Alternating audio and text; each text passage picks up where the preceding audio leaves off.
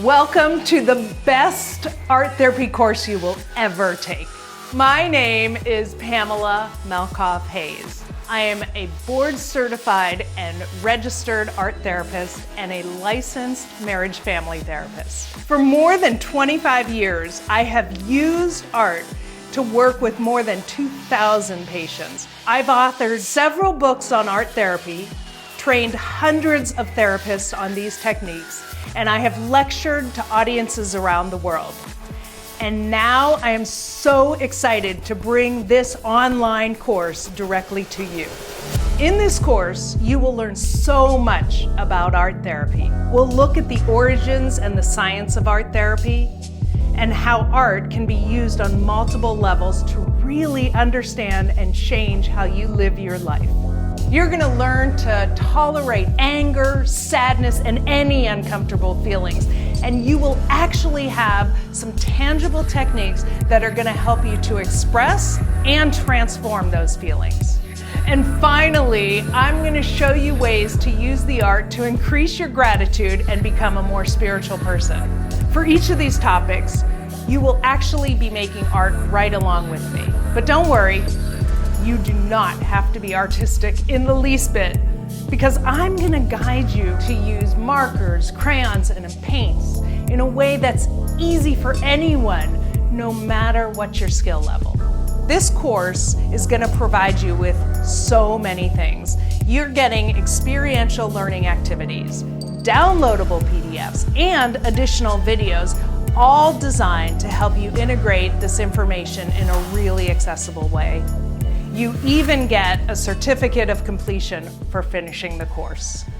So if this excites you and you are ready to take the best art therapy course ever, grab up your art supplies, click the enroll button, and I'll see you inside.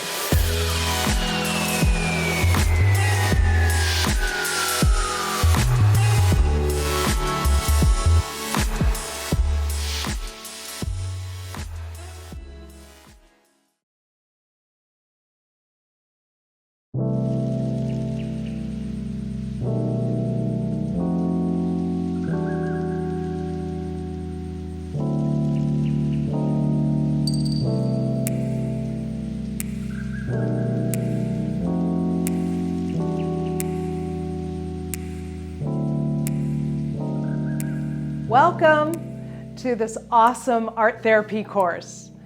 My name is Pamela Malkoff Hayes. I'm so glad you're joining us. The main goal of this entire course is to engage your brain in creative and uncensored ways.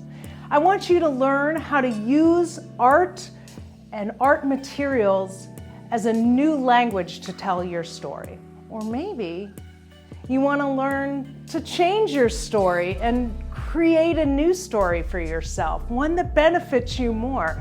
I'm going to show you how to use markers and crayons and paints as a way to change your story.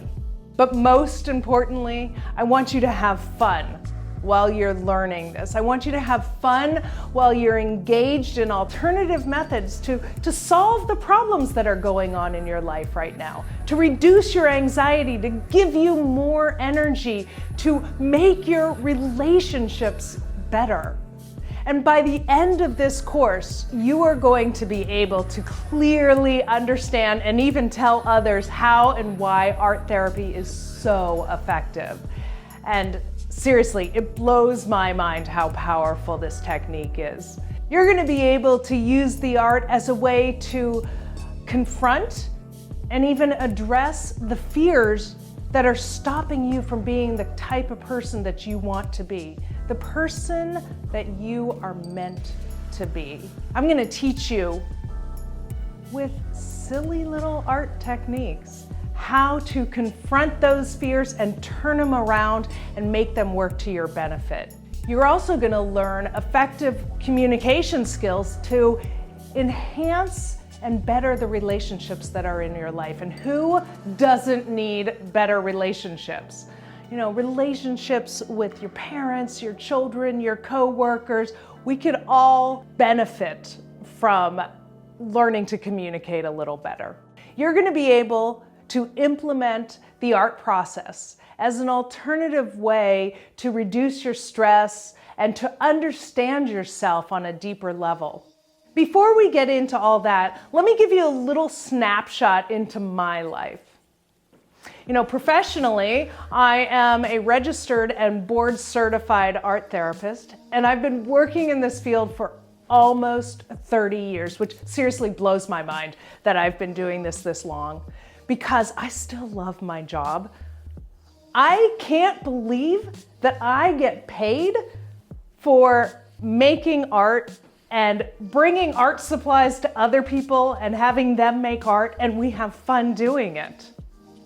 In fact, I've been in this field so long, I was one of the first art therapists to even take the board certification exam. And that is why I'm so excited to be teaching this course to you.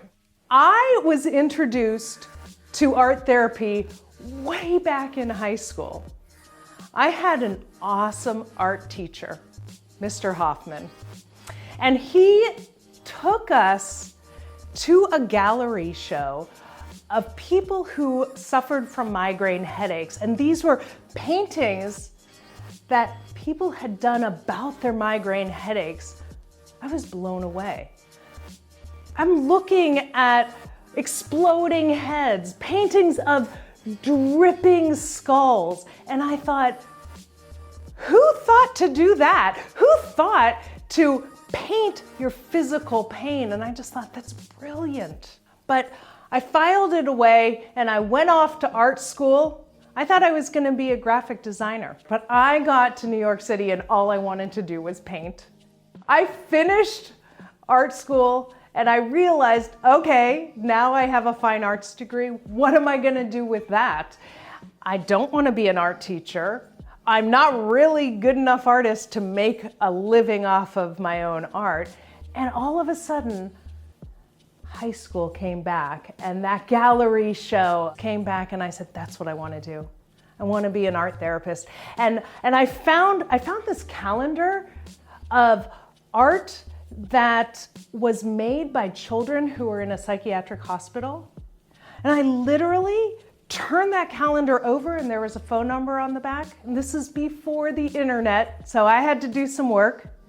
I called that phone number on the back and I said, I want to do what you do. How do I get there? And so she led me through the process. I found that there were actually graduate schools that offered degrees in art therapy. So here I am, almost 30 years later, an art therapist. I'm a teacher, I'm a lecturer, I've worked in private practice, but over the course of all those years, I've worked with almost every population. I've worked with every age group, pretty much every setting you can think of. I've been in schools and hospitals, I've been in residential care and foster care. I even worked at a woman's prison, but I do a lot more besides just my job. I'm also a mother. I have 2 daughters. I am a daughter. I'm a sibling. I'm a wife. I'm even an ex-wife. I'm a friend. I try to have a lot of different interests. I've been a runner since I was in 5th grade. I've just recently started road biking.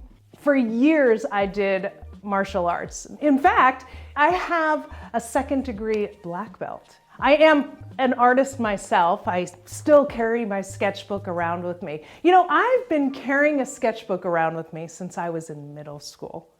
So wherever I go, I always have something to do, whether I'm sitting at an airport or at the beach, I will pull my sketchbook out and doodle. Now that you know who I am, and you have a snapshot of me and my life, I'm going to show you in the next lecture how to get the most out of this course. I want to make sure that you're going to get the most you can out of this course. So let me give you a couple of tips for best practices for completing this course and really getting everything out of it that you want. All right, so number 1, I want you to complete each section as a full lesson. So watch the whole session, complete it. They're short, it's easy. Make sure that you watch the videos in sequence because they're gonna build one upon the other. And so if you skip around, you're really gonna miss out on what came before. We're gonna do a lot of art exercises throughout these videos. So I want you to have your art supplies ready and available. And let me give you a list of supplies that you can go out and easily purchase. You can go to, say, CVS or Target and get any of these really basic supplies. Here's what you're gonna need: markers, crayons, or colored pencils. So something where you're gonna have a variety of color options. You're also gonna want a really basic set of watercolor paints. And I'm just talking about those Crayola little circles you can get, again, at CVS, and it comes with the paintbrush already. It's totally appropriate to use the white paper that you pull right out of your printer, so that 8.5 by 11 paper is gonna be perfect for you. And also, I want you, if you don't already have it, a permanent black marker. So Sharpie makes a really good one. Those are your basic art supplies you're gonna need. I might ask you to use some colored paper. So if you have any construction paper on hand, perfect. If you don't, you can always rip out a page from a magazine or a catalog. So just a piece of paper that's gonna have some color on it. Another tip that I want you to really take to heart is do the exercises in a moment where you're open and excited about participating. And if you're not in that headspace, maybe pause the video and come back to it when you are, or maybe even just take a couple breaths and tell yourself, okay, I'm gonna do this and I'm gonna participate and I'm gonna put effort into it. It's important to be open-minded and teachable when you're doing this. A lot of times, especially as high-functioning adults, we feel like we have to be perfect or we're not gonna try it. So this is probably something you haven't done recently. Maybe you haven't painted or picked up crayons since you were in middle school. So be open to being teachable and let go of the expectations. You know, we all have that critical voice in our heads that's telling us that we're not good enough, or someone else's is better, or it just doesn't look right. Try to take that critical voice and put it on the back burner. We're never gonna get it out of our heads, but try not to listen to it. The most important thing I want you to get out of this course is have fun. Enjoy it. This is about you. This is your time.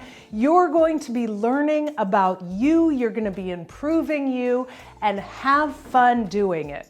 You know, throughout life, we get frustrated, and these art exercises are a great opportunity to learn to tolerate frustration without acting out and throwing our hands up and stomping out of the room. So stick with it, and almost always I find that people are much more satisfied when they stick with it all the way through the process than if they give up halfway through. Understand this idea that easy is learned. What do I mean by that? Let me tell you. A lot of times I'll be sitting next to my client and maybe I'm drawing or painting with them, and they'll look over and they'll say, "You make it look so easy." And I say, "But you know, I have been drawing and painting all my life. And anybody who puts that much time into anything, it's gonna come easy to them." But it wasn't easy in the beginning. So for those of you who would say, "I'm not creative, I can barely draw a stick person," this is actually the course for you, okay? Because you are going to learn how to be creative. What is creativity anyway? You know, I've spent a lot of time thinking about what is creativity. I found a great quote from Sting. He said this during one of his TED Talks, where he said, "Creativity is the ability to take a risk. The risk of being ridiculed, the risk of not being perfect." Right? So think about that. It's not about doing something perfectly. I tell my clients, the art that we make together, we're not gonna sell it. We're not gonna hang it up in the Louvre. So get over that. Just be willing to be creative. So when people tell me I'm not very good, I say to them, you don't have to be good. You just have to be willing. The other thing that I want you to know about this course is you can do this multiple times. You can take this course and go through the whole thing, and then a year from now, do it again. And it's gonna be different each time you go through it based on your own current life situations. Because you change and your understanding changes and you learn each time you do it. I oftentimes encourage my clients to do the same art exercise 3 months later or a year later and see how different they are. See what a different place they are in their lives. So we're gonna jump right in and get started. Now that you know how to get the most out of this course, we're gonna do a really fun and, I promise, easy activity. So grab up a piece of white paper, a black marker, and a red marker. That's all you're gonna need. I will see you in the next video. Hey guys, welcome to the very first exercise. Let's get started. With your paper horizontally placed, you're gonna draw a circle right at the top of the paper. Then a straight line coming down from the center of the circle. Now I'm gonna have you switch to your red pen and you're gonna draw a heart right at the bottom of that line. Switch back to your black pen and you're gonna draw a simple triangle from the bottom of the circle.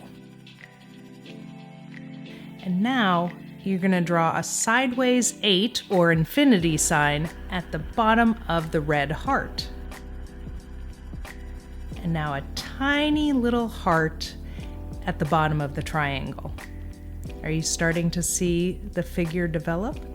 We're gonna give the figure now a face by just making a simple vertical line for the nose, 2 small horizontal lines for the eyes, and then 1 horizontal line for the mouth. And that's it. You're done. I call this the Namaste figure. It's simple, but it just looks so sweet, and it looks like you've really created something calming and soothing. Namaste means that I honor you and I'm grateful for you. And I want you to know that I'm grateful that you're here with me today. I'll see you in the next lecture.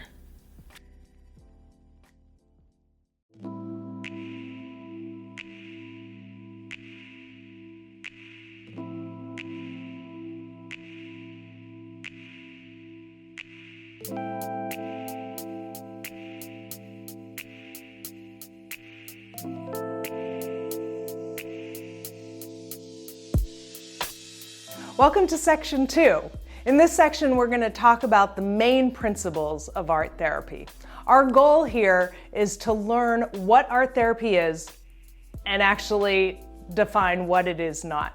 It's important because many people have misconceptions of art therapy. They might think it's just for children because I'm using crayons. Some people think that I look at other people's artwork and I can evaluate it and interpret the artwork and even predict their future like I'm reading their tarot cards. Not the case. Some people think that you might have to be artistic or talented or artsy-fartsy to engage in art therapy.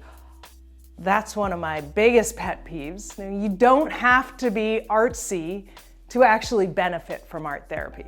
So by the end of this section, you are going to have a very clear and precise definition of art therapy. So when people ask you why you're taking this course and what you're doing and what is art therapy, you will actually be able to tell them. You're going to be able to understand how art making can affect our brains and our thought processes. And you will have a sense of how the art can serve as a new language to bypass the sensors, the walls that we put up. In this section, you're going to need to gather up some white paper, markers, crayons, colored pencils, anything you have around that you're going to be able to draw with. You're going to need watercolor paints and a black permanent marker. I suggest that you prepare yourself when you're about to make the artwork. Find a quiet place, somewhere where you're not going to have any interruptions. Even turn off your cell phone. And before you make art, take a couple of deep breaths and relax. I promise I will make this painless for you. I'll see you in the next section. We're going to talk about what art therapy is, but first, let's talk about what it isn't, because there are a lot of misconceptions about art therapy. I have had people tell me that they thought it was therapy for artists. Other people have actually said it's when you take your clients to a museum, right? So neither of those are true. Here is my thoughts on what art therapy is. Words are our primary method of communication, but often words can't express the complexity of our emotional lives. So we use the art process, and it provides us with a means to our subconscious that's unrefined and uncensored. Art therapy is a unique and effective approach to offering another means of communication. That's usually what I tell people when they ask me what I do. I use art as another means of a communication. When words can express that inner turmoil, the art produced by an individual is usually raw and honest, and it's a look into our innermost fears, obsessions, motivations, and gives us a really good idea of our personalities. Every creative endeavor that is produced by any individual becomes a self-portrait, and that can be interpreted and used as an aid to further insight our own personal growth. There's two schools of thought in the art therapy world. There's art as therapeutic. I call that getting lost in the process, or art for art's sake. And then there's art as assessment and reaching the subconscious and understanding the self. So I know a lot of art therapists sort of separate those and they do one or the other. I kind of do a combination of both, but what I'd like to do is take a look at each one individually and give you some examples. So let's start with art as therapeutic. That's when we're using the art making process as a form of relaxation, maybe by doing a very detailed drawing. You know, a lot of people use those coloring books as relaxation. That's art as therapeutic. Another way we can use art as therapeutic is to help build self-esteem.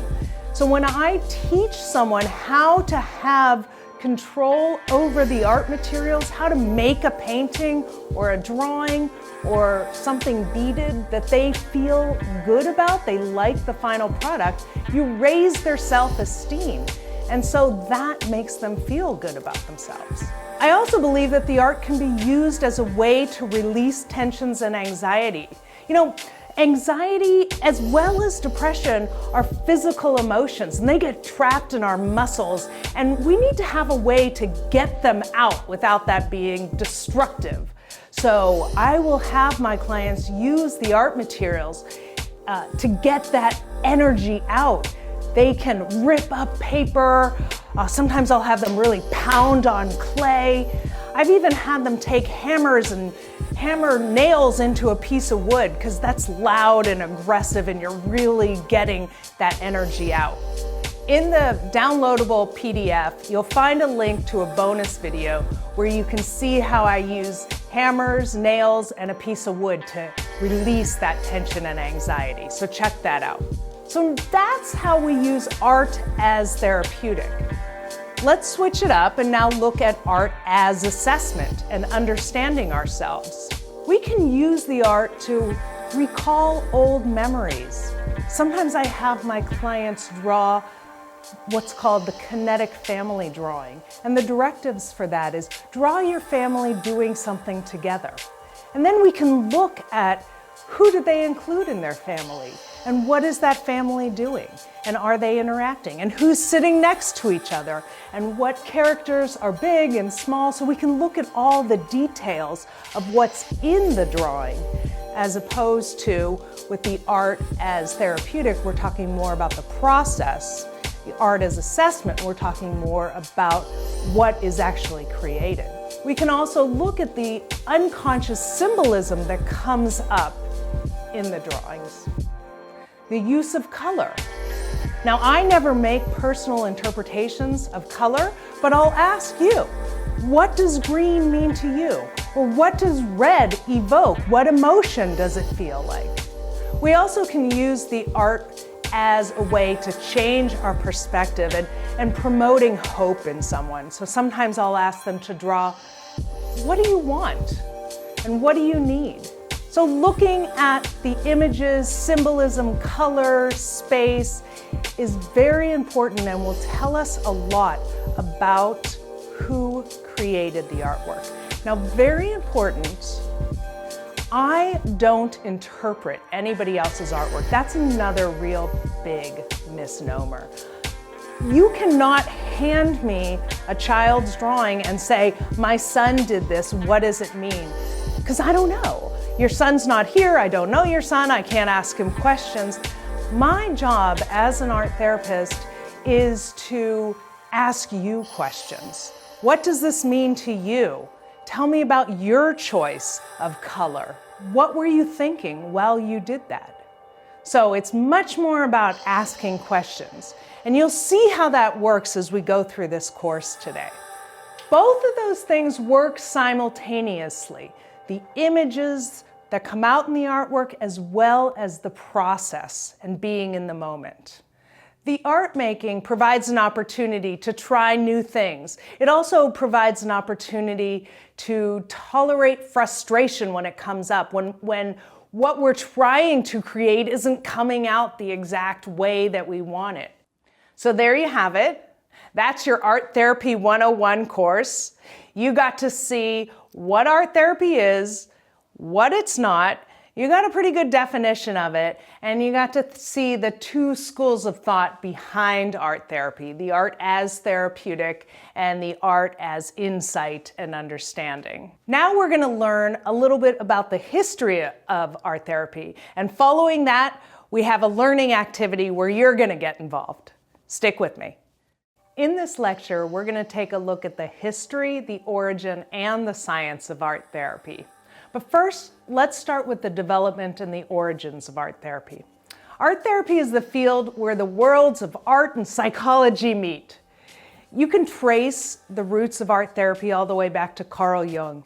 He's the first known psychologist to have his clients draw as a means to interpret their dreams and their fantasies.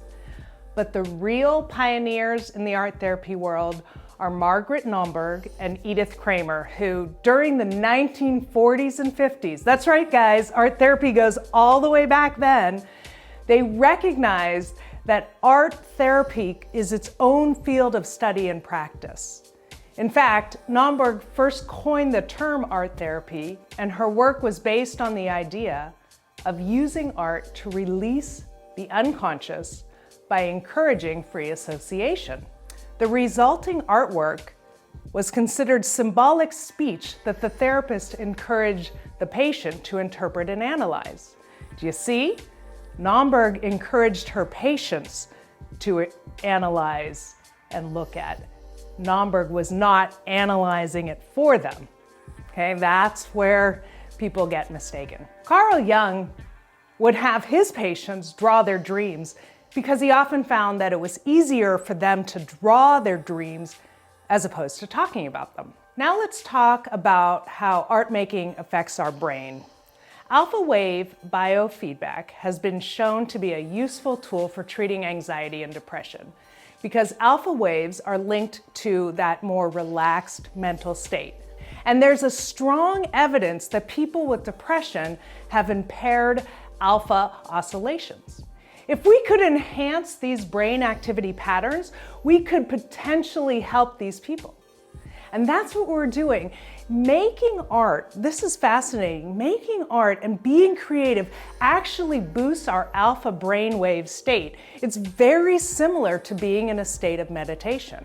We're also using the art to do something outside of our daily routine, outside of something where we could fall into autopilot. So we're making new neural connections, which then excites the brain, it releases endorphins, and keeps us very much in the present moment.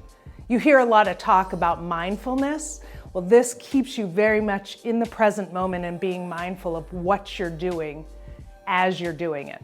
The art also helps you to reframe experiences and reorganize your thoughts and gain personal insights that often enhance somebody's quality of life. There's a really interesting research study that was done recently called Differential Effects of Visual Art Production and Cognitive Art Evaluation. I'm going to give you a link to that research study, but basically what they did is they took a group of post-retirement adults and divided them into two different groups. One group, for 10 weeks, were engaged in a once-a-week group where they actually made art together. And then the other group, who met once a week for 10 weeks, looked at art and talked about the importance of the art.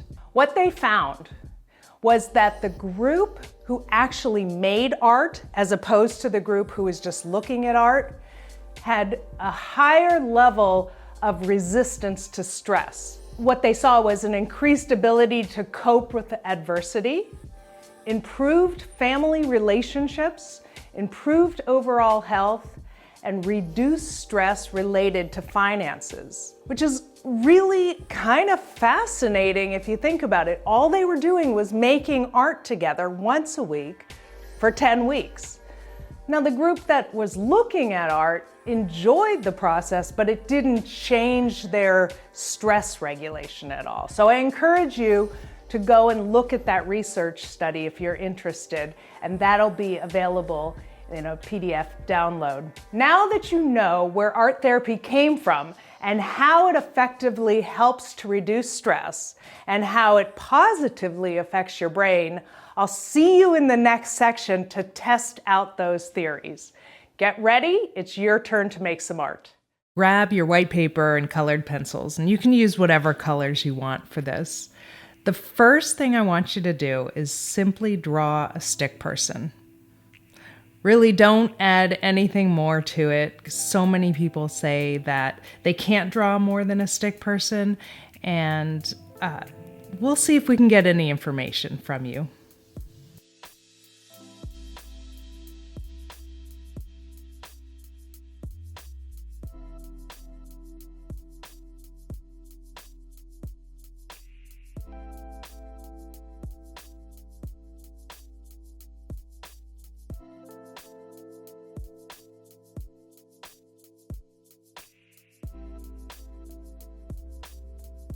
Go ahead and draw your stick person holding something. It can be anything.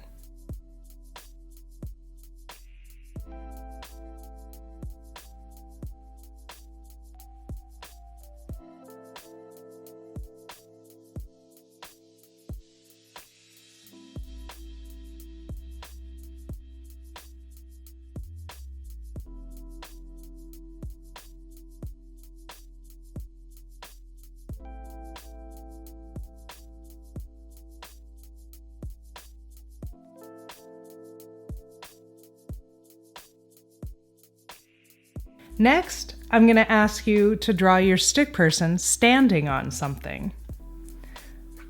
What can you draw that your stick person is standing on?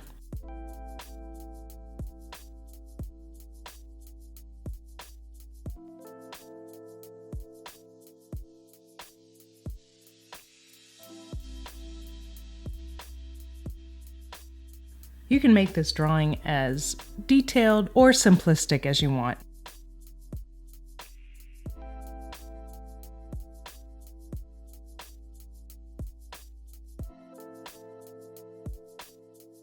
Your next directive is to have your stick person wearing something. They can be wearing anything.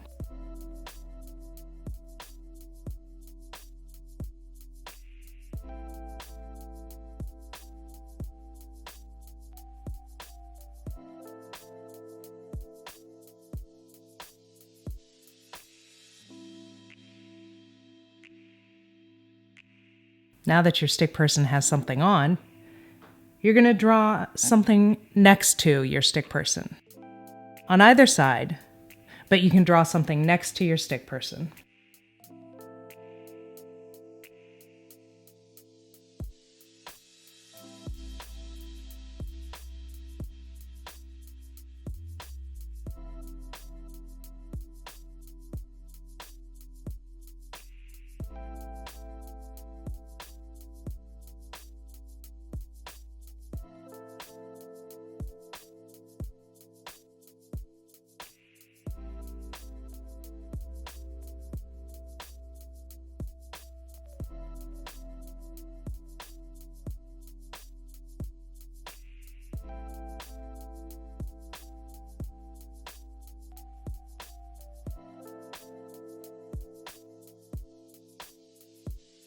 Sometimes people like to go with the first thing that pops in their head, or they like to give it some thought and figure out what makes sense for them and for the picture.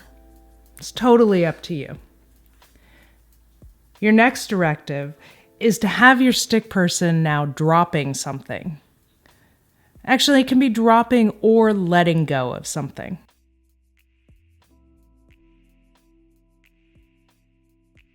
What would your stick person be dropping or letting go of?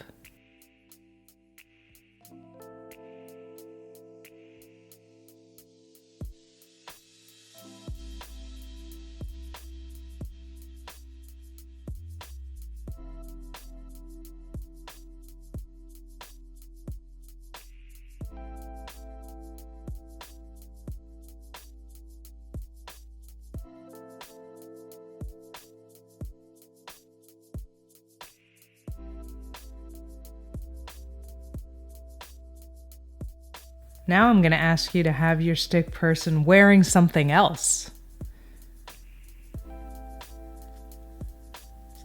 Draw your stick person wearing something else.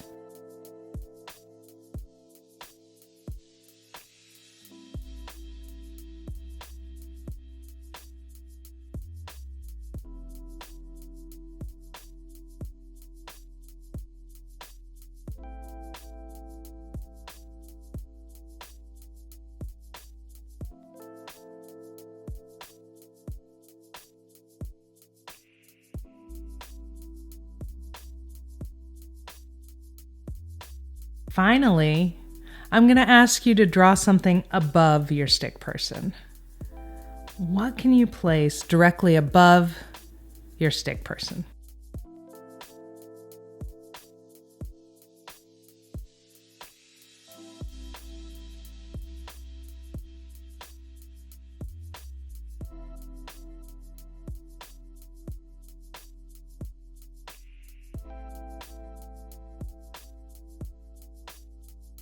I'm also going to give you some time to add anything else to this drawing that I have not suggested. So if you feel like it's missing something and it really needs something, go ahead and add anything else that would make this drawing feel complete.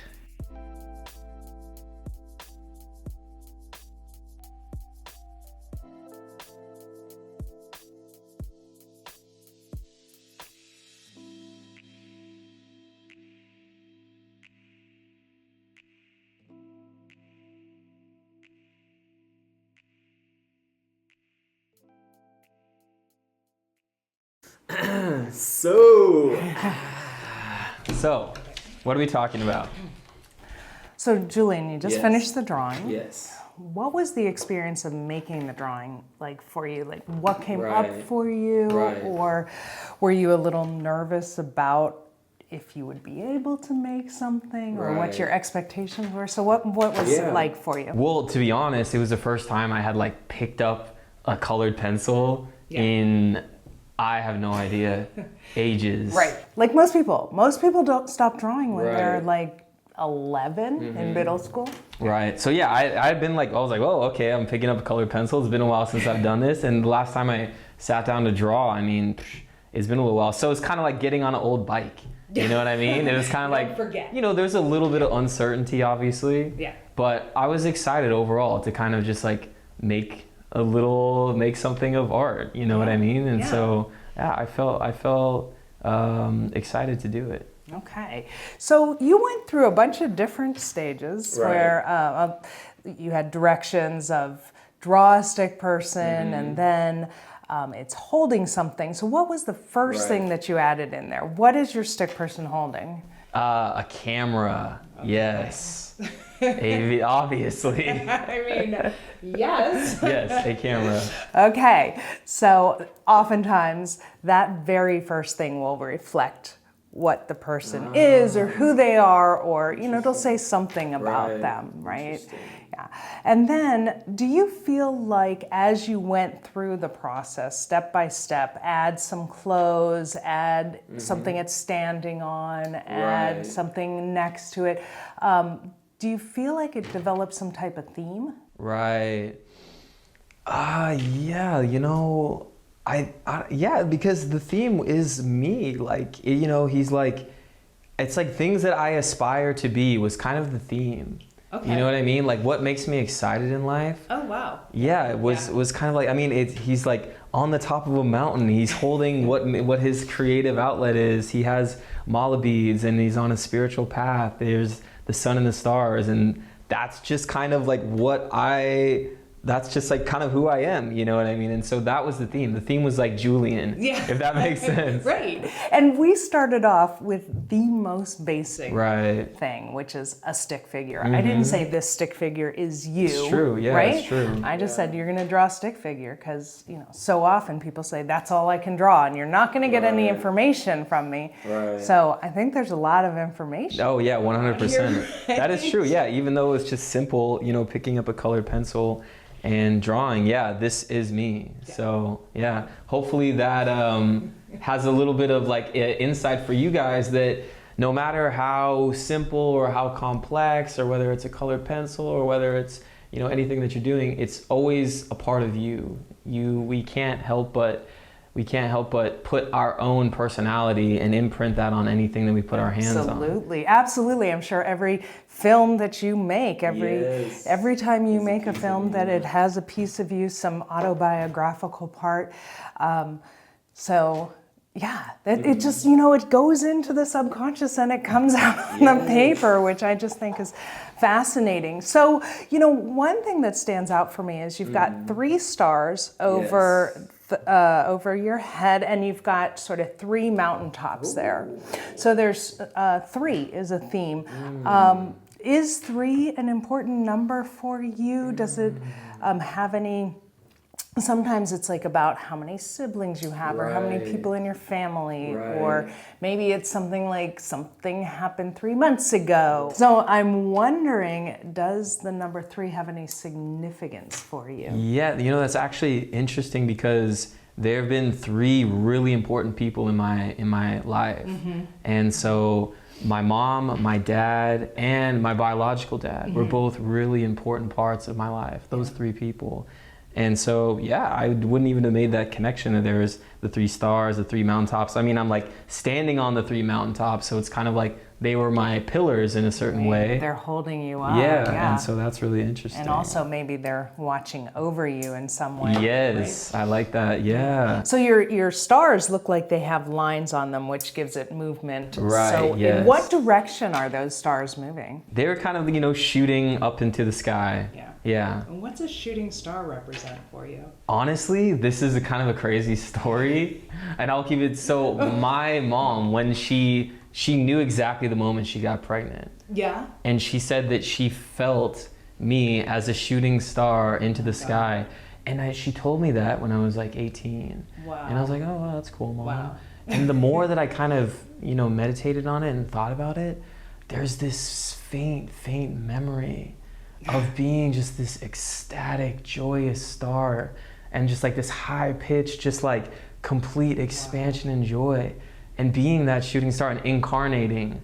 And so, yeah, I mean, that was like, and so shooting star, ever since I kind of started to integrate and metabolize that kind of this memory that she told me, it's kind of been like, that's really what I want to be. Yeah. You know? And so do you find that the star is an important symbol for you? Does it come up for you in different ways?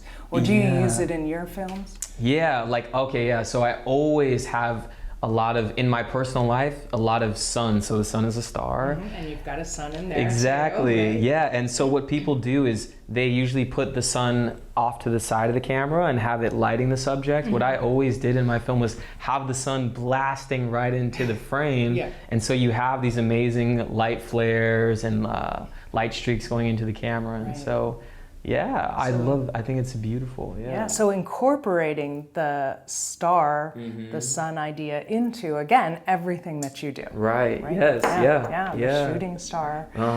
All right, I've got one more question for you, Julian. Give it to me. So I always think the most interesting step in this one is draw the stick person dropping something. Right. Because that's so metaphorical, right? So what are you dropping? Yes. So here I'm dropping, you can see these purple streaks. I'm dropping bad energy. It's like excess things that I don't need. And rather than a specific object, it's just more of it's like, it doesn't matter what you're holding on to in life. It could be a person, it could be your car that you liked, it could be your last job, but there's just an energy, there's something that you're holding on to. And so you can draw the object itself, or you draw the thing that encompasses all the objects that you need to let go, or that you could let go of to improve your life.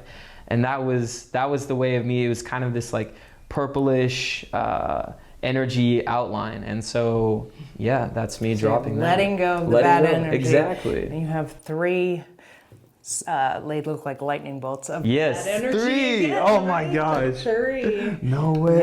That's so cool. 3. Now you're going to start seeing it 3 everywhere. Yes. Yeah. So now that you've seen Julian and I talk about, look how proud he is of his drawing, that we've talked about his drawing, I want you to take a look at your drawing. You're going to have a PDF that you can download that'll have a list of questions on it that you can ask yourself, and you can even journal about it. And they will be a lot of the same questions that I asked Julian, like, what was your experience making it? And what came up for you? What are you dropping? What are you holding? And what does that say about who you are right now? You know, these are fascinating because if we did this a week from now, it would be totally different. It's true. Right? Yeah, it's true. Because you're in a different stage. So this is a great one to do over and over again. Awesome. Yeah. Good. Good job. Awesome. Cool.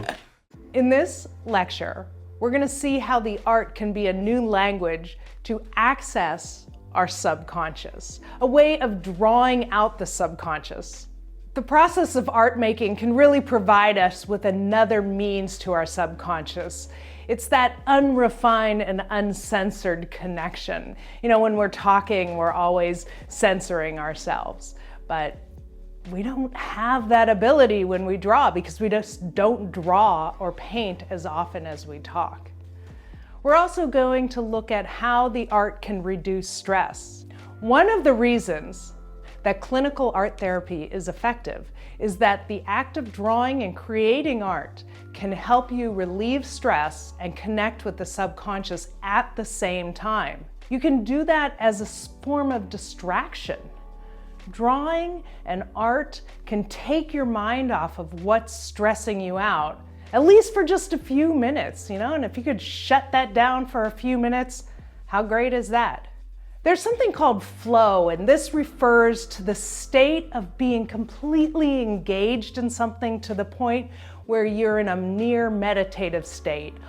I'm sure you have experienced this, where you're just doing something and all of a sudden a couple hours go by and you didn't even realize how fast time went. That's when you're in the zone or in the flow. Art can be a sense of self-care.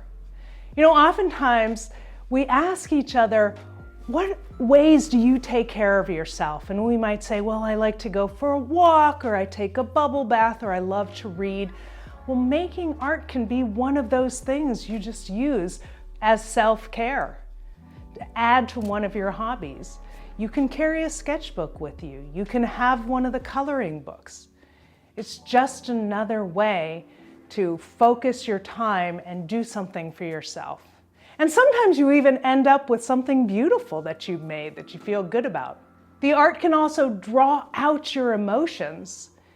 You can sketch pictures that describe how you're feeling and how that relates to things in your life and what's causing you stress currently. Now let's try it out for ourselves. Go get your art materials, find a nice quiet table where you can sit and make some art, and I'll see you in the next section. All right, our next exercise is a very traditional art therapy exercise, and it's simply to draw a bridge. I want you to know it can be any type of bridge. When I say bridge, whatever comes to mind. So it can be a realistic bridge that you've seen somewhere or that you drive over all the time. It can be a bridge that you've seen a picture of, or you've read about, or you've seen in a movie. It can also be a totally fantasy bridge. So if you want your bridge to be made out of, say, balloons or bananas, that's fine. So your bridge can be whatever you want it to be, realistic or completely made up.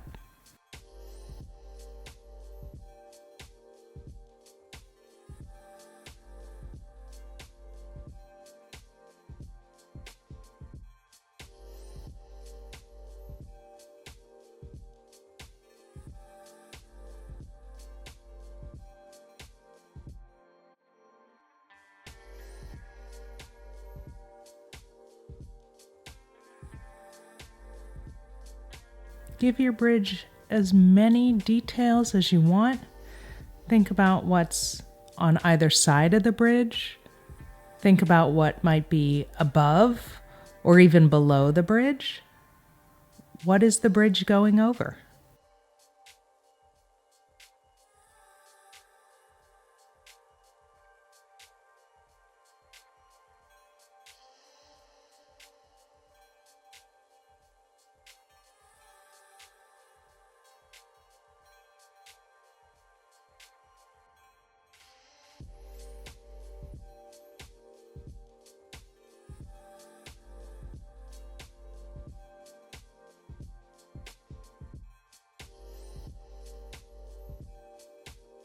You can keep your bridge just one color, or you can add colors to it. Again, this is your bridge. You can make it however you want.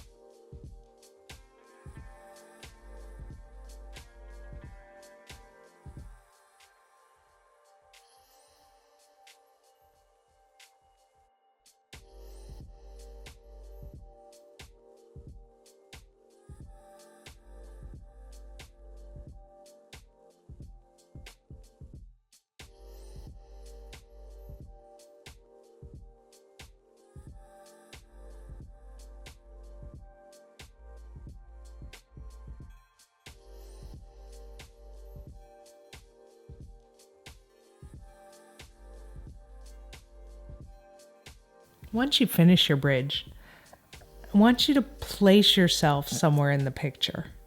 where would you be? Would you be on the bridge? Would you be above the bridge, below the bridge, to the right of it, to the left of it? So think about where you would put yourself in this picture.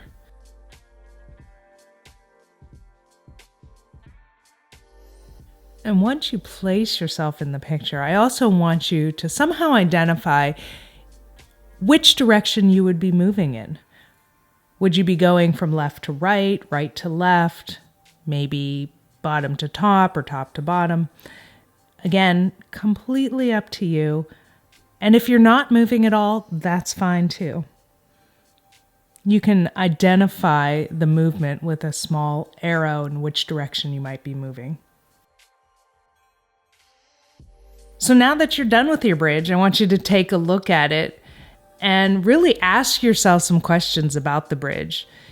You'll have a downloadable PDF with a list of questions that you can ask about your drawing, such as, what's holding your bridge up? Where's it going?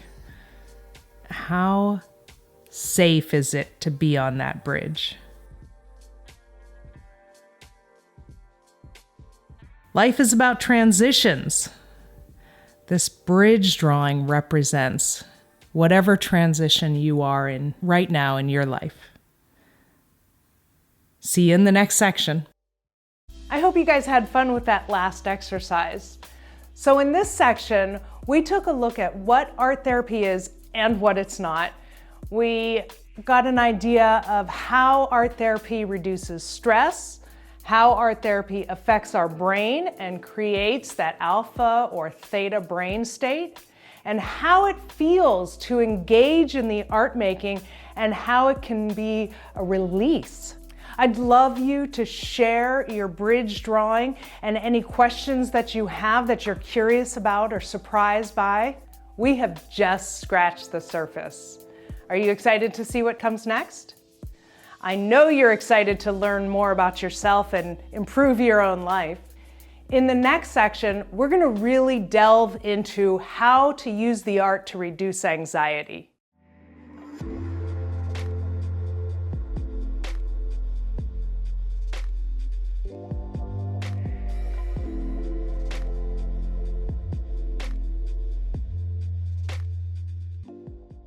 Welcome to section 3. We are going to talk about anxiety. Do you have anxiety? I know you do.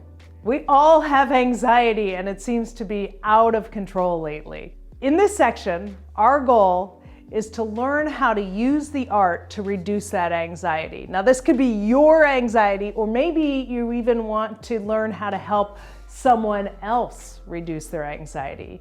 You know, if you're worried about your kid or your brother or your friend. So once you learn these techniques, you can share them with other people too.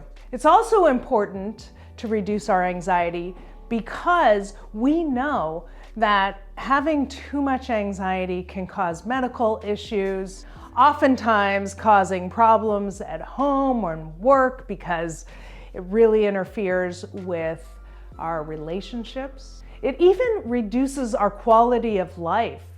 If our anxiety gets too far out of control, we stop doing the things we used to love to do. So I want to help get a hold of that anxiety so that you can get back into your life.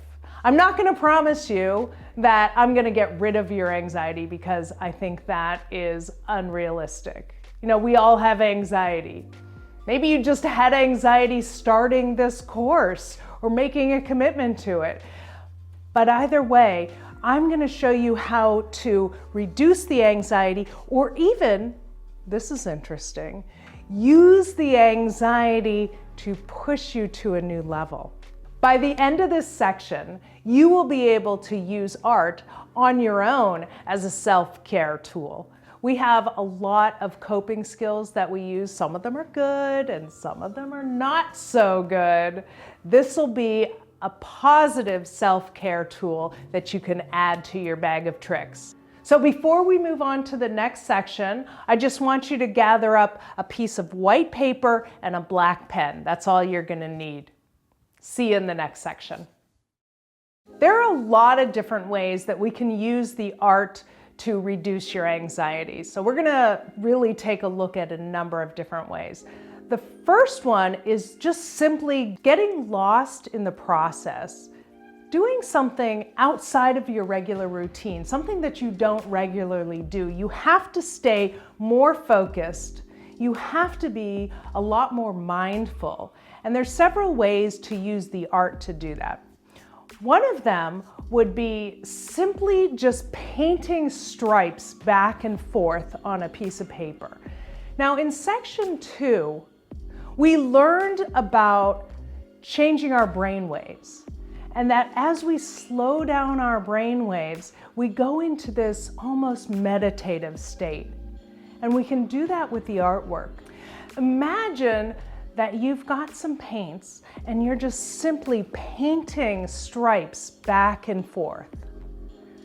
When I have people do this, I suggest that they use just purple or blue or green. And those are your cool, soothing colors. So those are the colors that are gonna calm you down and they're gonna slow down those brain waves. They're gonna help you get into that meditative state.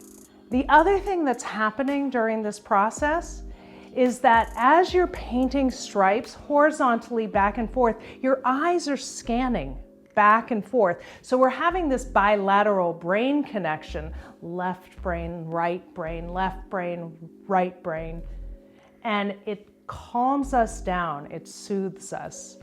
So it's a simple way to really just get lost in the process. You know, usually when I'm working with someone, I'm with them for a good hour at a time. And when they get really lost in that process, they're surprised how quickly the time's gone by. Another way that you can get lost in the process is by learning a new skill. I'll have my clients create these little beaded lizards, and it's a simple repetitive pattern that they have to do, and they have to really stay focused. They have to understand the pattern. They have to follow directions.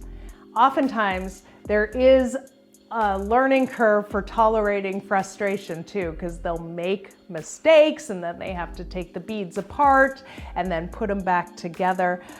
But they're really focused on the process because their brain is in the mode of learning.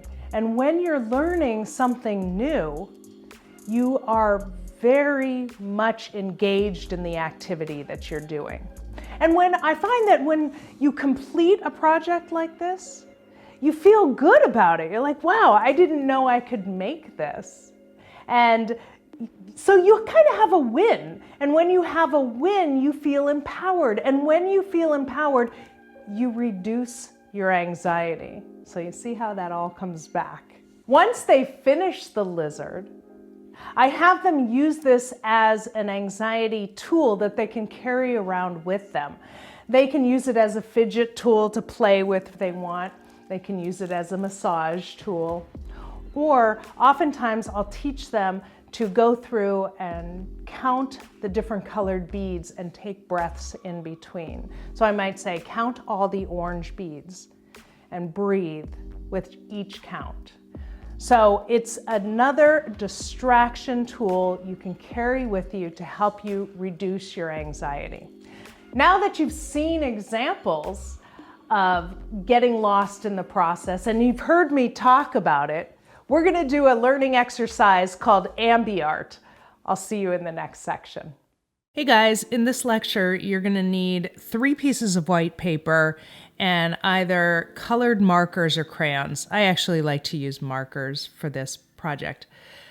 I suggest that you tape the paper down to the table because otherwise it's going to scoot around. You're going to put 1 marker in each hand and we're going to draw with both hands at the same time. Start off with a simple circle and just copy my drawing each time. So I draw, now you draw.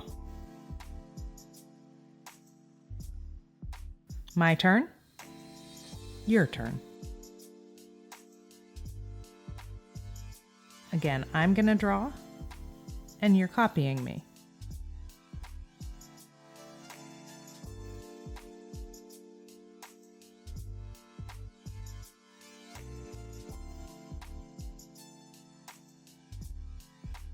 And one last thing. So we're gonna try it again because we get better each time we do it. So I want you to put those colored markers away, choose 2 new colors, and get a whole new blank piece of paper and go ahead and tape that down to the table so it's nice and secure, because you can't hold it down when you're drawing with both hands. All right, here we go. Next piece of paper. We got it nice and taped down to the table. And you're gonna choose 2 new colors. Again, we're gonna draw with both hands at the same time. Again, you're gonna copy me. I'm gonna start with a circle in the center. Your turn. Now I'm gonna ask you to switch the colors in your hands. And I'm gonna draw. And now it's your turn. I actually suggest you do that one a little faster than you think you should because it's easier. Switch the colors again. And I'm drawing. Now it's your turn.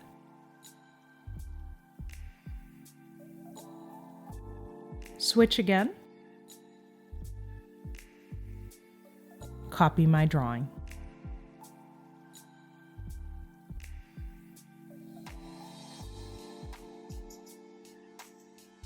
We'll give it one last piece, a little heart there in the middle. That one was a little bit more difficult than the first one because you're moving a lot faster and the lines were a lot more complicated. Plus, you're switching the colors from one hand to the other, which means you are moving from one side of your brain to the other. All right, all that being said, let's try it one more time. Grab one more piece of paper. This time I'm going to have you set the paper in a horizontal position. Last 2 were vertical. Tape it down to the table. Grab 2 new colors. And again, you're going to just copy my drawing. I'm going to start with an oval shape at the lower portion of the paper. Your turn.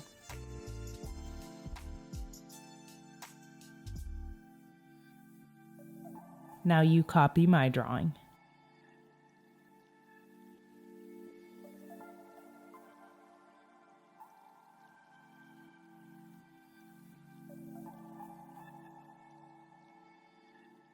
At this point, your brain is trying to figure out, what are we drawing?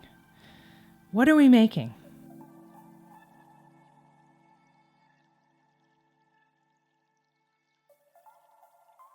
Keep copying my drawing.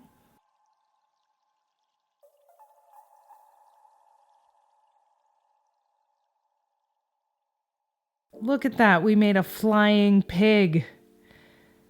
Oh, let's give it some feet. Go ahead and copy my feet there.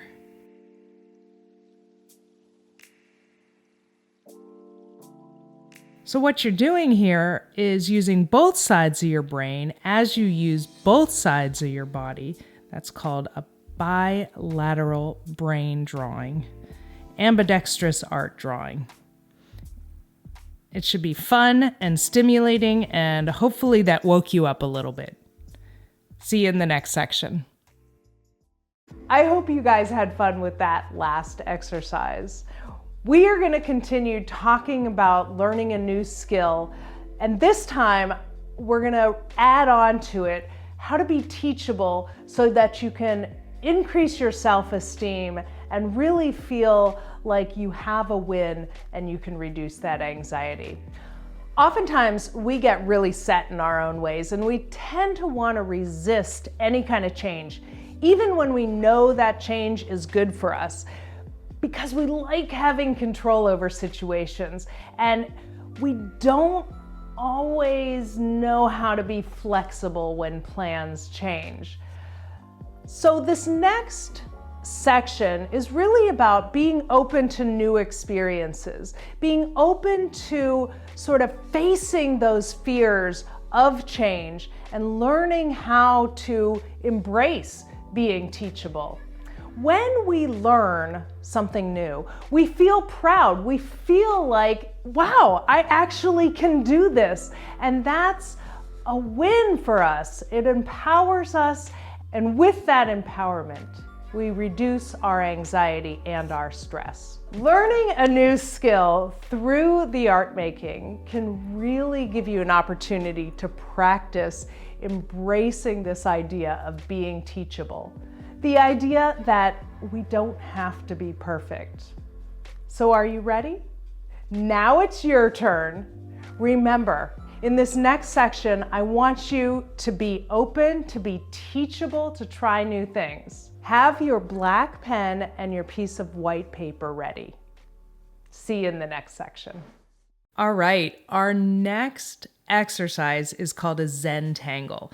What you want to do before we start this exercise is go to Google or Pinterest and download some examples of Zentangle patterns. So you can have those as a reference because it's really great to have some suggestions on different patterns. All you need is a thin black marker and a little thicker black marker.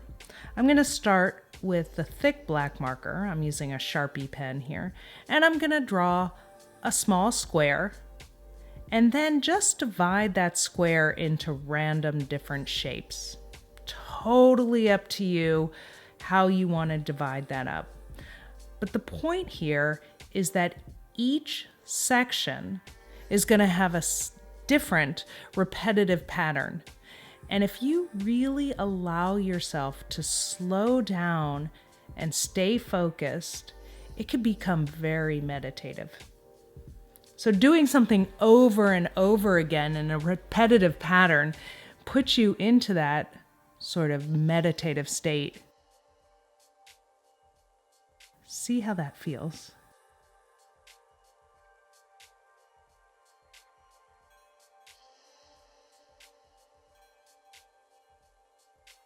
Your patterns can be really simple, just a wavy line, or they could be more complicated. You can add more details to each pattern.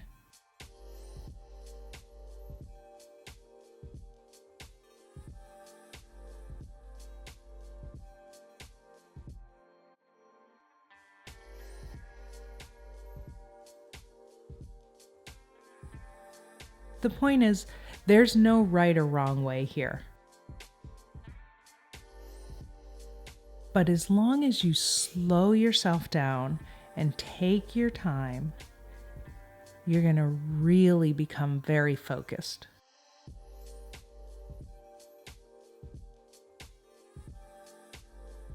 Nothing difficult here.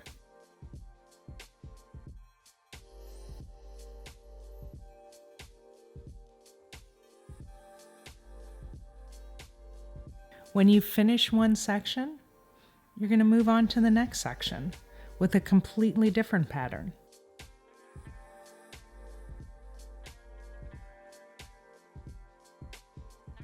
There's some really great books about Zen pattern or Zentangle that you can order or buy at art supply stores.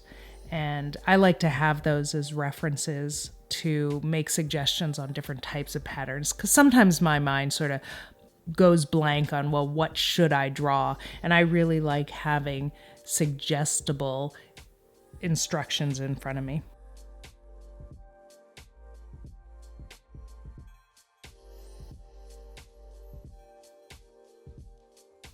You can use the thicker black marker to color in areas and the thinner black marker to make more details.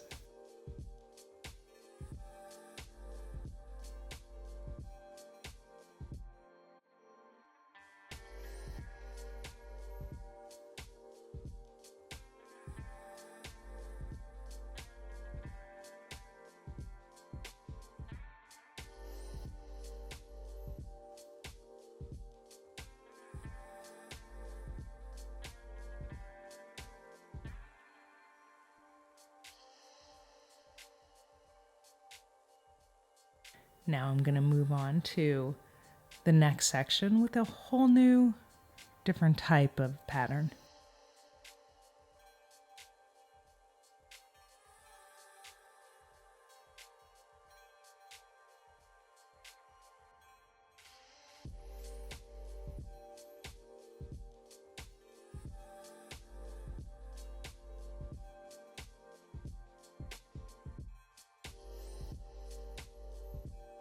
I oftentimes like to put on some music while I do this.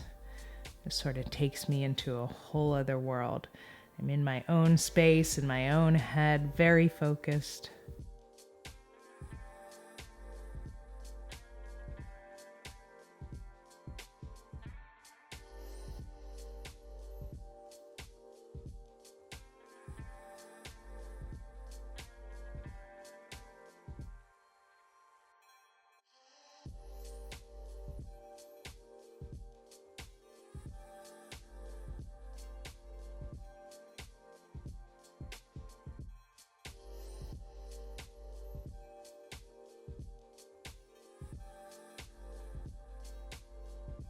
What I really like about the Zentangle is by the time I'm getting really either bored or annoyed with the pattern I chose, I'm done with that section and I'm on to a new pattern or section.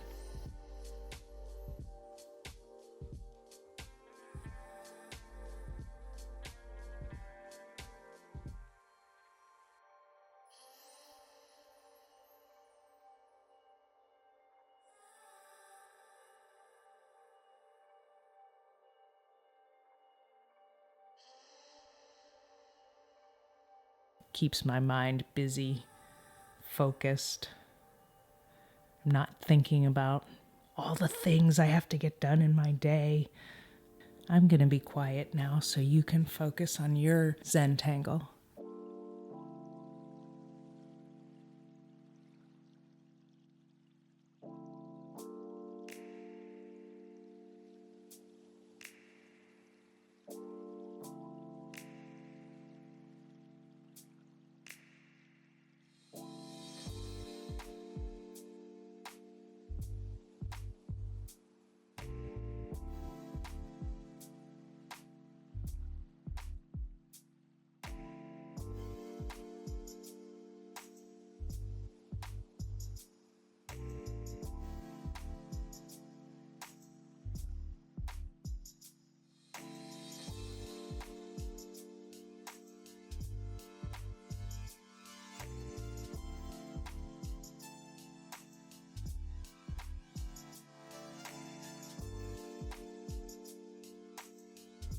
If you're really enjoying this process and you think you're going to do more Zentangle on your spare time, I would suggest really investing in some really nice pens because it makes the experience that much better.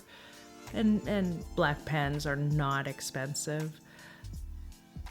This is something that I can actually do on an airplane when I've got 5 hours ahead of me and nothing to do, nowhere to go. And it'll really keep me focused and calm for so long.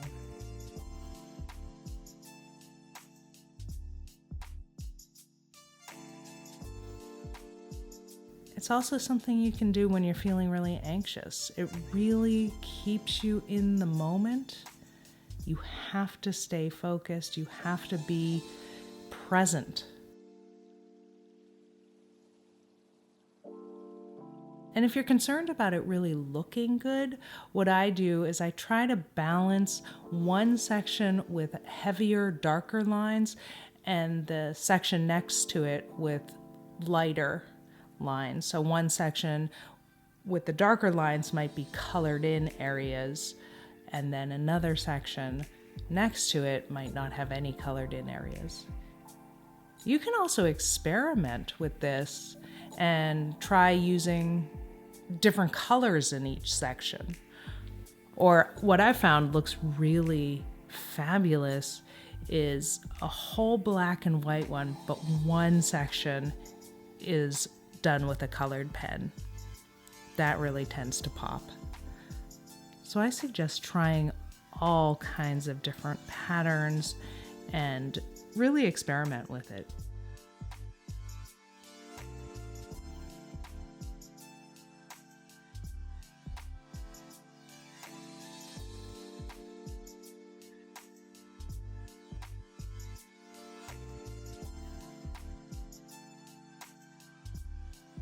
It also does not have to be square. We just started with a square today because that's simple, but the outline can be anything.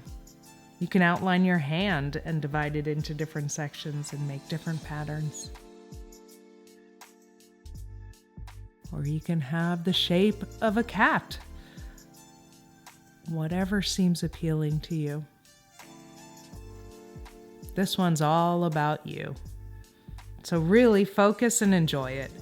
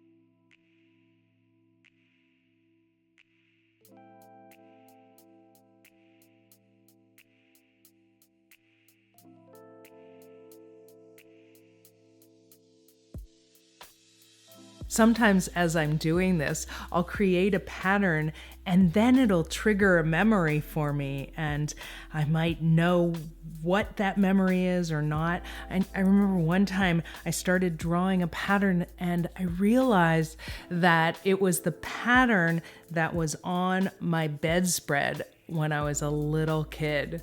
So you never know what's gonna come up when you're doing these drawings, or what memories or thoughts are going to be provoked by the drawings. You know, one of the patterns there kind of looks like zebra stripe. So I remember thinking about going to the zoo when my kids were little. So it gives you this opportunity to really sit and have some time with your own thoughts and your own memories.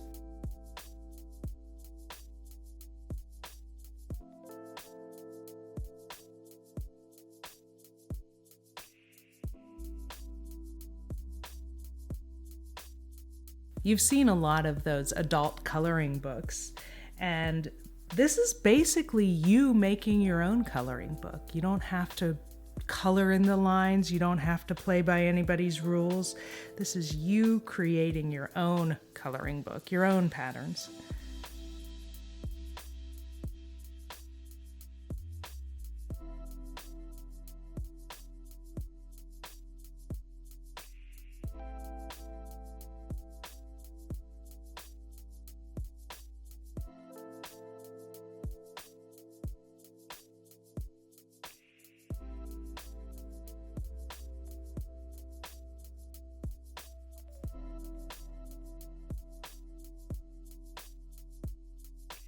As you get close to the end, you start to see it come together, and inevitably, if you have taken your time, if you have slowed yourself down and not rushed through this, it's just a really aesthetically pleasing piece that you end up with. And that's really satisfying and feels good to make a piece of art that looks good.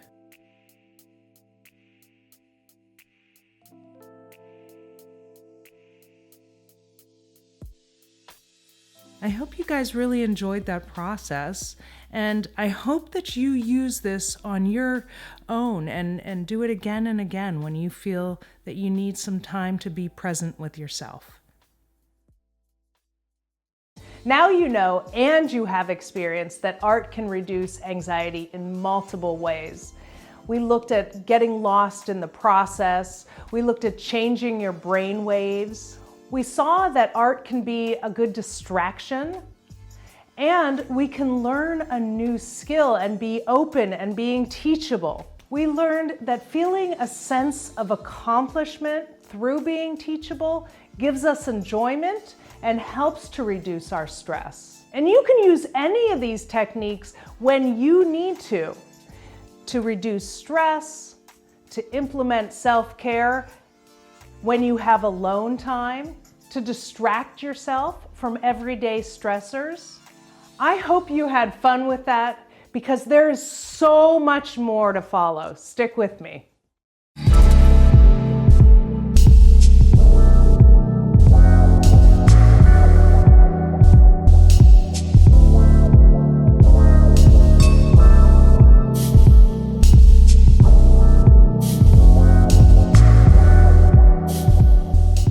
Welcome to section 4. In this section, we are going to talk about enhancing your communication skills and bringing about more positive relationships. In this section, our goal is to learn how to communicate better to improve your relationships in your life.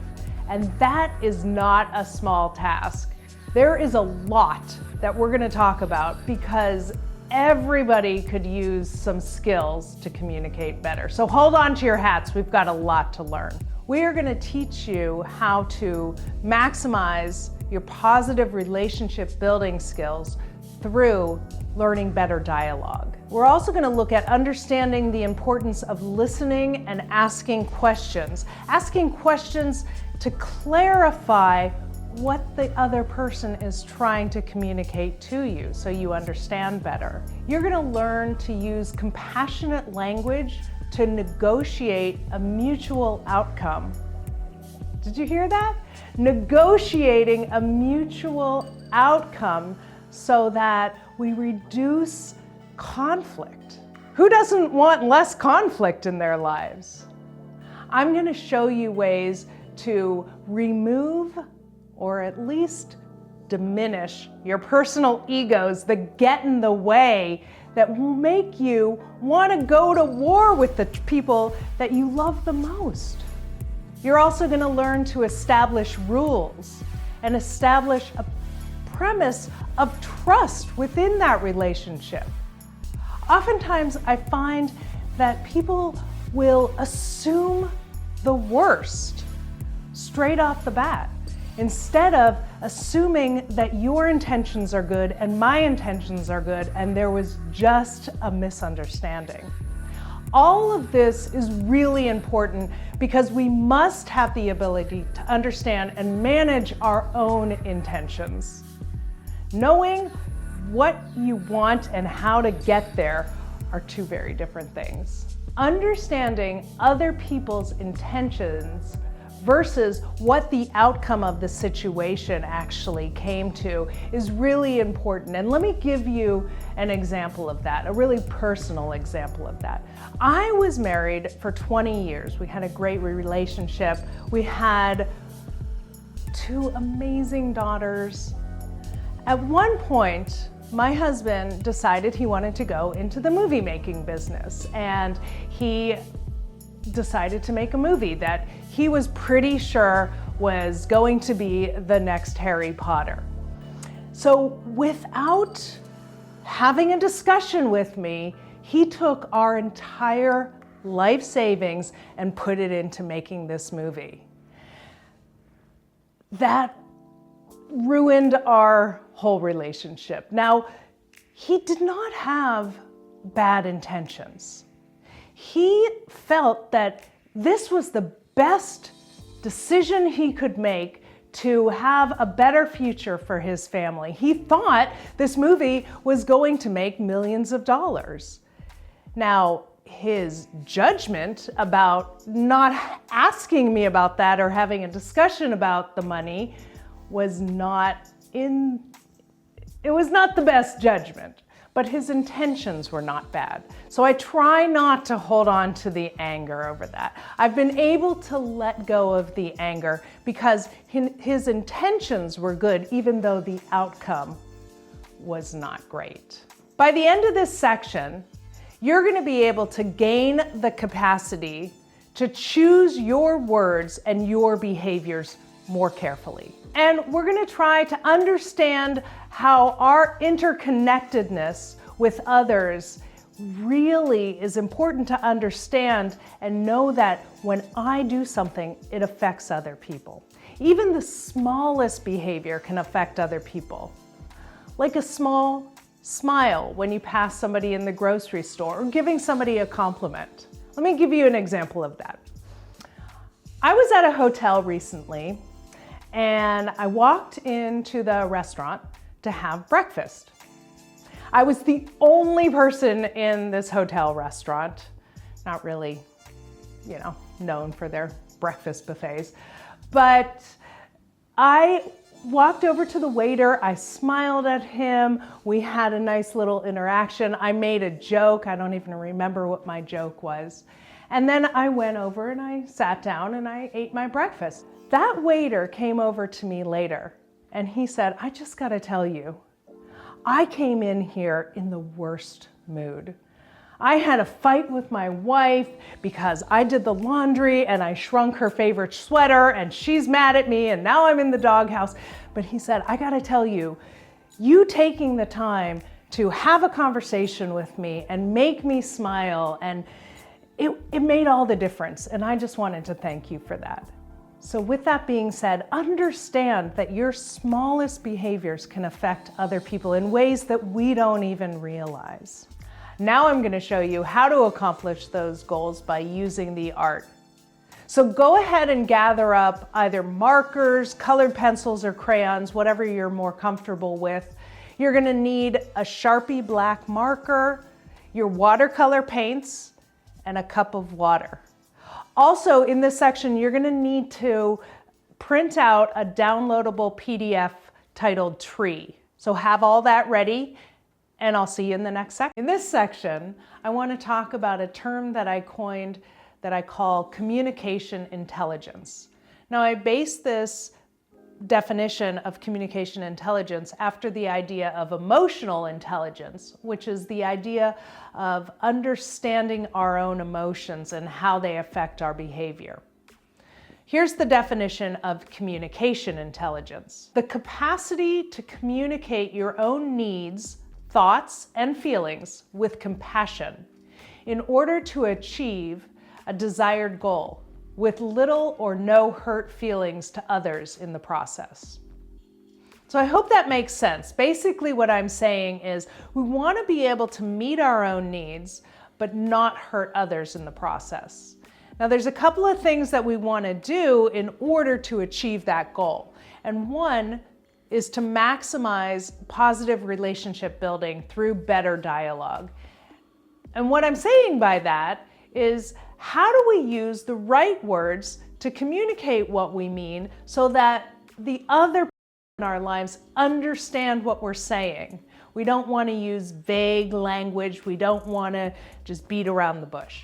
Another thing we want to do is to establish a baseline of trust. And in order to do that, you have to implement rules of behavior. I trust you because I know you're going to follow through when you promise me something. Or I trust you because I know that you're not going to do X, Y, and Z. A lot of times I do find that couples don't always have that baseline of trust. They're always trying to second guess what the other is doing. The third thing that we want to accomplish is to use compassionate language to negotiate a mutual outcome. Fourth, we want to understand the importance of listening and asking for clarification. So learning how to ask questions. So that's a lot of definitions and explanations, but realistically, relationships are hard and they take a lot of work. So don't get complacent in your relationships. And through this work that we're doing to increase our communication intelligence, we're going to be doing the hard work. We're going to be learning how to communicate better. So stick with me, and we will explore these ideas through the art exercises in the next section. Okay, guys, I pulled Julian in for this one.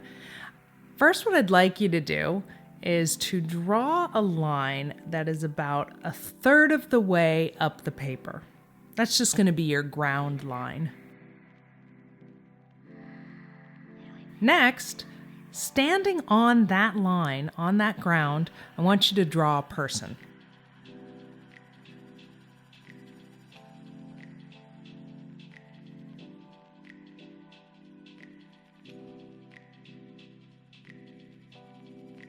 Your person can be as simple as a stick person, or it can be more detailed. That is totally up to you.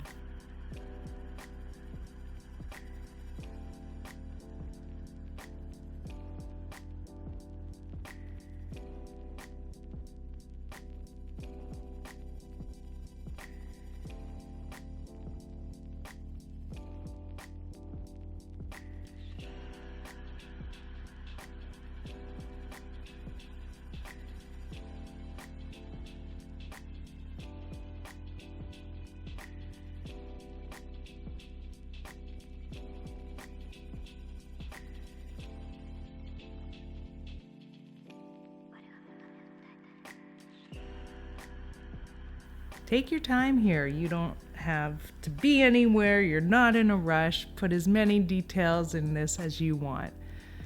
No one is going to judge you. And also, we're not going to sell this drawing at the Louvre, so it's okay if it's not a masterpiece.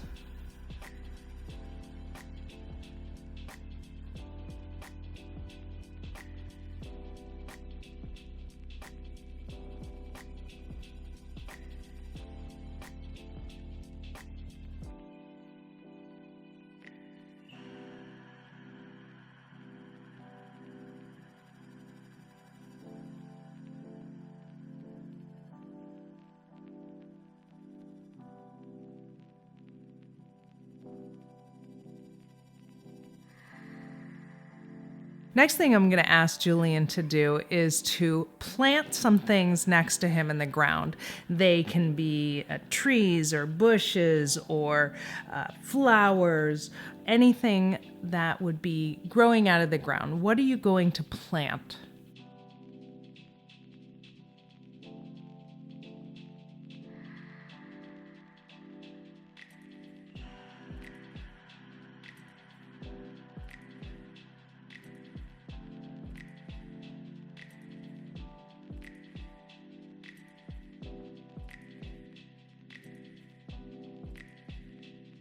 You can plant one thing, you can plant many things. One of the things that I love about being an art therapist is I can give 100 people the same exact directives and I will get 100 different drawings because everybody puts themselves into the drawing and everybody makes their own little choices, and it's amazing to see how some are very complex and some are very simple. I love watching people's personalities come out in the drawings.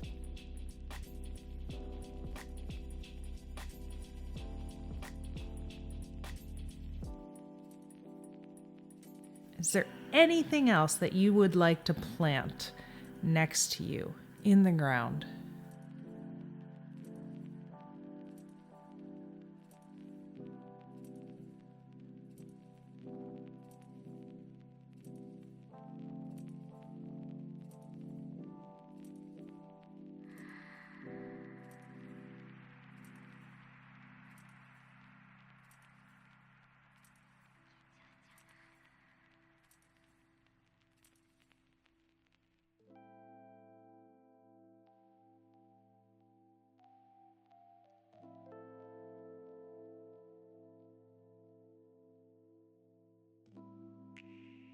I see he's got some blue flowers and some red flowers. I'd like to ask him at some point if those are a specific type of flowers and where has he seen those flowers and does he like them, does he not like them? The next directive I want you to draw is some balloons. Now you can be holding on to some balloons, you can be letting go of the balloons, they can be flying away, and you can choose how many. So think about that. Do you want to be holding on to the balloons or do you want to be letting go of the balloons? What would you like to be doing with these balloons?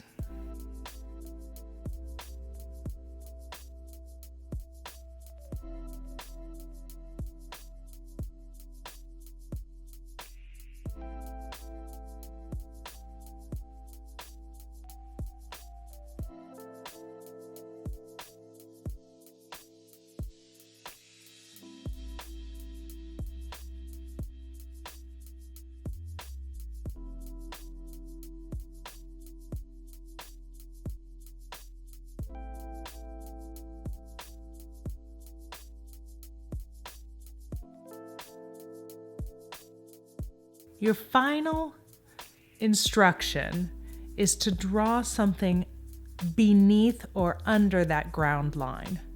What would you like to draw under the ground line?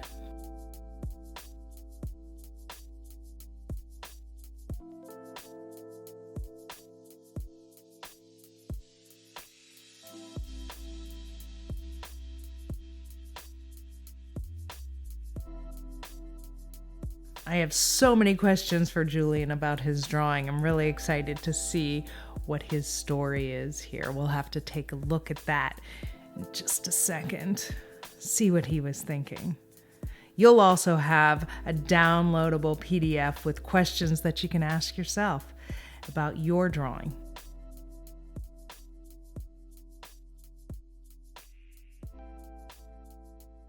I hope you had fun with that one. Looks great. Oh yeah, I remember this one. All right. Okay. So this is like a Picasso I did like on top of 3 different now. All right, when you're ready. Okay, Julian. Sorry. Okay, so Julian, this is the last exercise that we did together. It is. Right? And this one is a little bit more full of metaphors, right? So the first one we started off with the stick person, that was a little bit easier to do because you just went through adding stuff. This is more about what you're putting in there and what your intentions are. Yes. So you started off just with a straight line and then you drew a person on there. Now, when you were drawing that person, were you thinking this is me? Or were you thinking this is just a random person because Pamela asked me to draw a person? Right, that's a good question. Yeah, I think that I was thinking, yeah, I think so. That I was like, okay, I'm kind of drawing me. Okay. Yeah. All right. Then the next thing Sadly, I have no hands. I don't know. How am I going to do anything? Right. So that's interesting. Oftentimes when there are no hands drawn, that is what it means. That like, there's something that I feel like I can't reach out, I can't hold on to, I can't control. Right. So what do you think that means for you? Yeah, it's really interesting. I feel like I'm like where I'm at personally, and I think it's really important for you as well to kind of see is when you're looking at your painting and when you're hearing the feedback and when you're listening to the directions and when you're reading through the PDF, you know, pay attention to where you're at, because for me, I didn't draw hands on this character that represents me. And it's interesting because where I'm at right now is in this kind of stage in my life where I'm letting go of so much.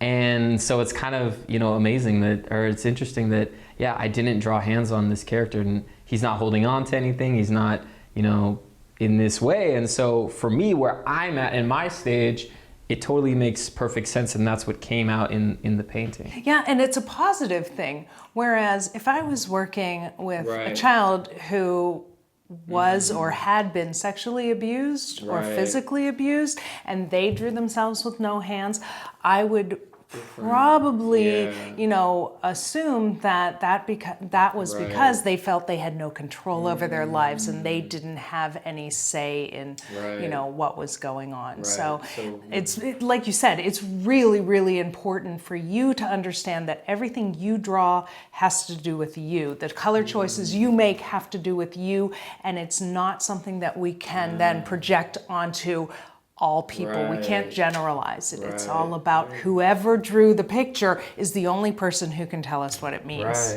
Right? Okay. That makes perfect. So it's subjective. It's you're drawing you, so that's the most important thing to focus on. Right. Like I can't interpret your dreams for you. Right, Right? yeah. I can help you walk through it, but if I tell you what it means, it would be about me. Right? So keep that in mind. All right. So then I had you plant some things in the ground. Yes. Right? And what did you plant? Yes, I planted 2 trees, surprisingly not 3. And so 2 trees kind of off to the side. One kind of bigger tree that is kind of more round shaped, and then one kind of almost kind of a Christmas tree, but not really. And then I also so there's nature around me is what I did.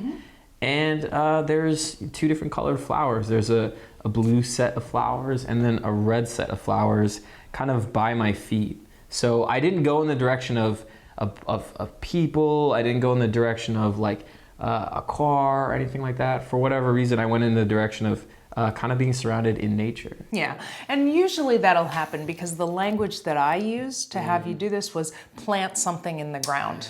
And so people will be very influenced by my directives. And so you did literally planted some trees in the ground, you planted some flowers in the ground. I like to think of those as your intentions. What are you planting on this earth? What are you putting into the ground that is your intention? So you've got a really big intention with this deciduous tree over here, right? And then you've got another larger intention with, looks like maybe a pine tree. Right, yeah. Right? A conifer. Of Yes, some a kind. conifer. I like that one will lose its leaves and come back to life, and one stays true. as it is. And so with the bigger trees, what do you think those bigger intentions are that you're planting? Yeah, well, it's definitely what I create. So through my career, I think is a big part of kind of what I'm planting in this life. So really having the intention that Right. through your career, you can positively affect other people. Right? Absolutely. And so a lot of times, and you can try this, I'll actually have you take a pen or a pencil and then write, you know, this tree is representing my career, or this tree is represent. So what are some of the smaller intentions that you want to plant? I mean, flowers come and go with the season. Sometimes they need to be replanted. Sometimes they're, you know, they grow back year after year. What are some of the smaller intentions that you would label these flowers as? That's a good question. You know, I think that what I'm kind of the more day-to-day stuff that I have an intention to be doing regularly is meeting new people. It's really kind of like, you know, it's like meeting new people, surrounding myself with people that fresh faces that make me smile, that we laugh together, and that's kind of what these flowers kind of symbolize for me. Okay. And So and making that effort to reach out Right. and genuinely connect with new exactly, people. I like it. And I've noticed for me, like, this is on the personal side, is that, like, for my friendships, there's a few friends in my life that are kind of more of a tree that's a really long-lasting friendship for 10 years, 15 years, whatever it is. But most of the friendships, it's kind of more of like a seasonal thing. So when you said that, it made me kind of, you know, think, oh yeah, okay. In this way that the friendships, they're kind of like some people that inspire me, and then we move on, and then I meet other people, and it's kind of an ebb and flow. Yeah. Yeah, absolutely. And if those flowers represented different people, you know, and we were to spend more time, you could go through and you could identify which flowers right now represent which people in your lives. Right. But we'll leave that for another time. And then the balloons. Let's go on to the balloons. The balloons are the things that you're letting go of. You know, I said to you, you could be holding on to the balloons or you can be letting go of some of them. You chose to let go of 3 different balloons. So what are some of the things that you are consciously or subconsciously letting go of right now? Well, my theme, yeah, the 3 and the letting go is definitely a theme. You know, what comes to mind first is just kind of letting go of kind of the past in a way, and just of things that don't serve me in general. Yeah. You know? Do you think like resentments or anger or things that sort of kept you in the past? Yeah, it's just for me, and yeah, I have to say it only from my perspective. For other people, letting go of balloons could mean something else. But for me, it's, I'm 27 now, and I only really stepped into who I really am. That only started happening when I was 21. And so when I look back, I almost feel like me was on the periphery of my life. Kind of, when you're younger, you're going through school. It's not really your choice, but you do it, and your parents kind of direct you, and you're kind of not the captain of your own ship yet. That is true. And so your family, like I said, the schooling thing, the activities, your parents could make you do sports, and maybe you don't want to play hockey, but your parents make you do hockey. And so when I turned 21 and I started to stand on my own 2 feet and become the captain of my own ship, like I'm saying this, I started to realize, whoa, there is this whole past 21 years that I was kind of just like moseying along because I wasn't me. You were doing what you were told. I was doing what I was told. And then B, now that I'm doing what I want to do and I'm more aware, I feel there's kind of a weight of like, anything that you do consistently becomes a pattern and a ritual and a habit. So if your father talks to you a certain way, or if your school is this way, you carry these kind of old habits with you. And so this phase of life that I'm in with letting go of something like these balloons is really me letting go of the first 21 years of my life before I really started to live my life with, live my life organically in my way. And make your own choices, but also take responsibility for your own choices, right? Yeah. And so, I think, like it kind of comes to that is, consciously I notice certain tendencies or, the way interacting with people or, what you're attracted to. It comes a lot from these past things that, that we have. You can choose to hold on to them, or you can choose to let go. Yes. And sometimes there's things you want to hold on to, and sometimes there's things you want to or need to let go of that you're still holding on to. Yeah. Right? And the final thing that I had you do is put something on below the ground, right? And so what did you create? I drew it's like green grass here, and then a nice little semi-winding pathway. Yeah. So that's interesting because a lot of times when I say draw something under the ground, people will draw like bugs or rocks, things that are buried under the ground. But what you did is you drew the surface of the ground, which I think says a lot about you because, Julie and I get the sense with you of what we see with you is very much what we get. There's not a lot buried underneath that you're hiding from us. And, not a lot of secrets because you're letting go of those, right? And so I think, having that surface thing is really interesting. And then you have a path. Yes. And it's not obstructed. There's nothing, interfering or blocking your path. So what does that mean to you right now, having this path? I don't know if you're walking down the path or just came up the path. So, to answer that question, I feel like a strong sense of a mission in my life. And a mission always is led to from a path. You need to have a direction to go somewhere, and a mission is a goal that you have that you want to attain. And so, there it is, right? Like that's kind of what came out in this exercise was subconsciously, consciously, whatever was going on when I was drawing it was kind of just that inner knowing, that inner desire for the mission that I really feel like the path that I'm on in this life. And it is. You have a clear path on exactly where you're going and where you want to get to. Julian, now that you've had some time to look at this, Yes. what would you title this piece? Oh, that's a good one. What would I title? Les pistes de résistance. No, hold on. What would I title it? That's a good question.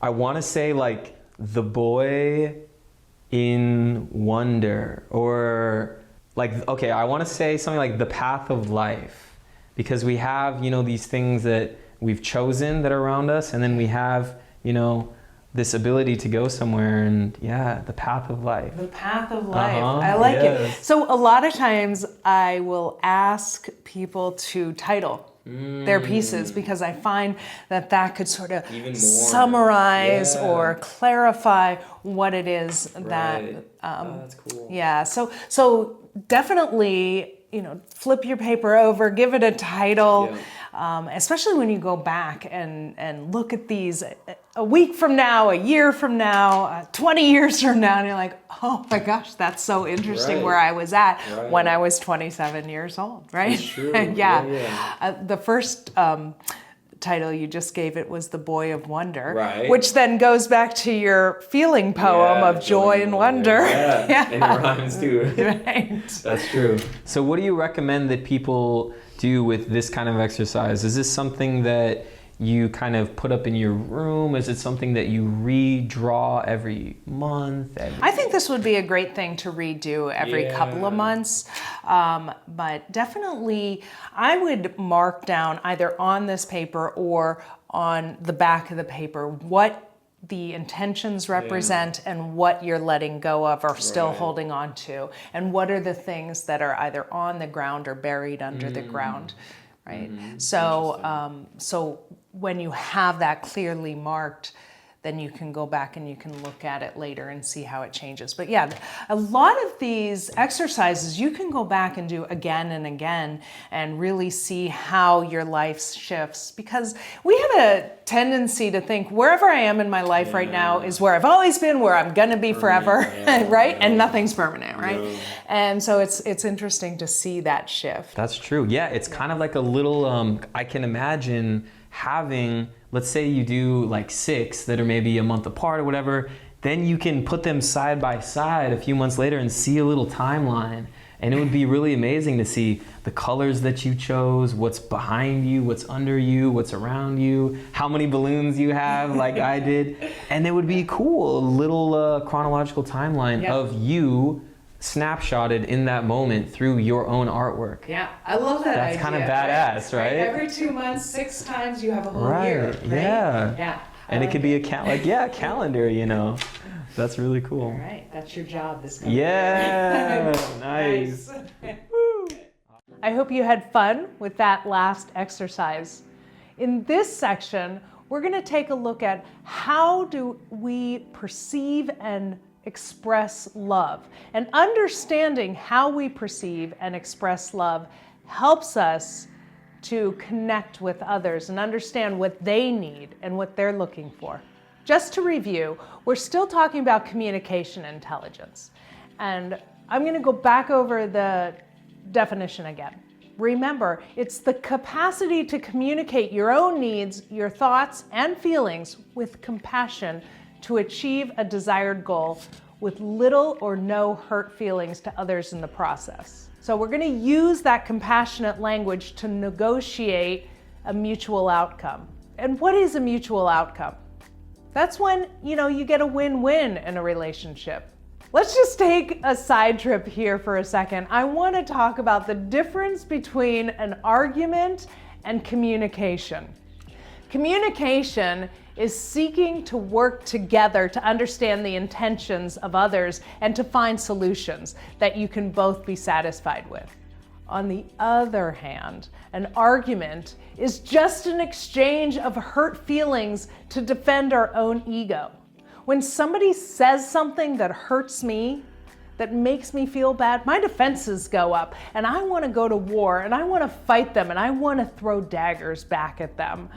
So that's where we start having that argument back and forth and nobody's listening and nobody's communicating and everybody's feelings are getting hurt. So understanding the importance of listening and asking questions is paramount. And if you guys are interested in learning more and how to do that specifically, you have a downloadable PDF that has a link to a TED Talk that gives you suggestions and guidance on how to listen and ask questions. We all get caught up in fulfilling our own needs and expecting that other people have the same needs as us. And that's honestly usually not true. Like, what I need in order to feel loved is maybe to be told that I'm beautiful. And maybe what you need in order to feel loved is to have someone help you out or listen to you or just spend time with you. Have you guys heard of this book called The 5 Languages of Love? It was written by Gary Chapman. He also wrote another version for children, but it's a really small book. I highly recommend it.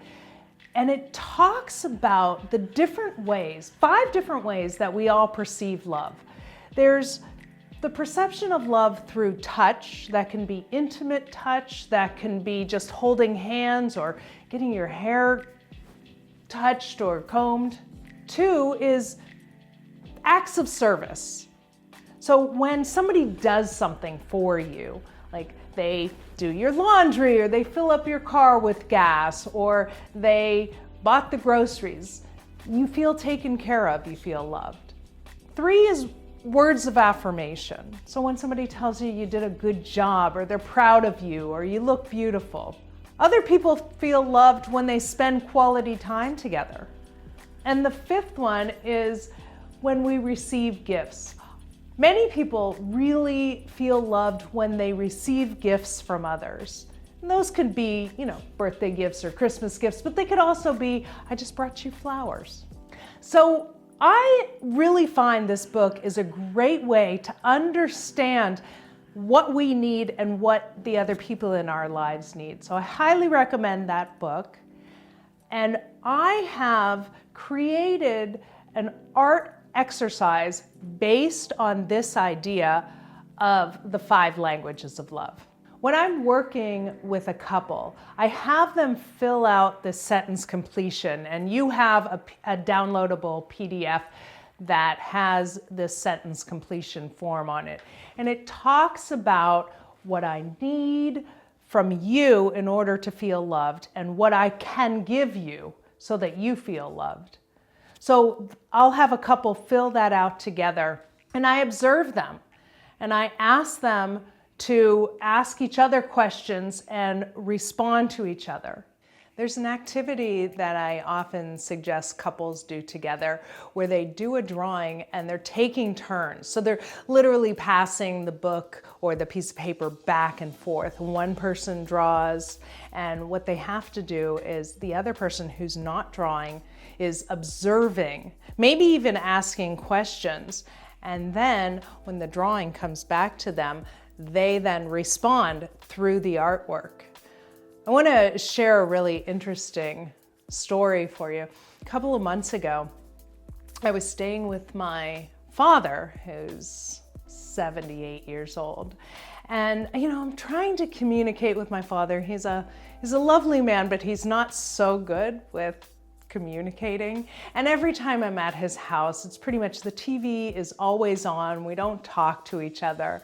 And, I was tired of it. I wanted to spend time with my dad. So I turned off the TV and I put on some Frank Sinatra music, which I knew he would respond to. And I took out my sketchbook and I said, Dad, let's draw together. And he's always been artistic also.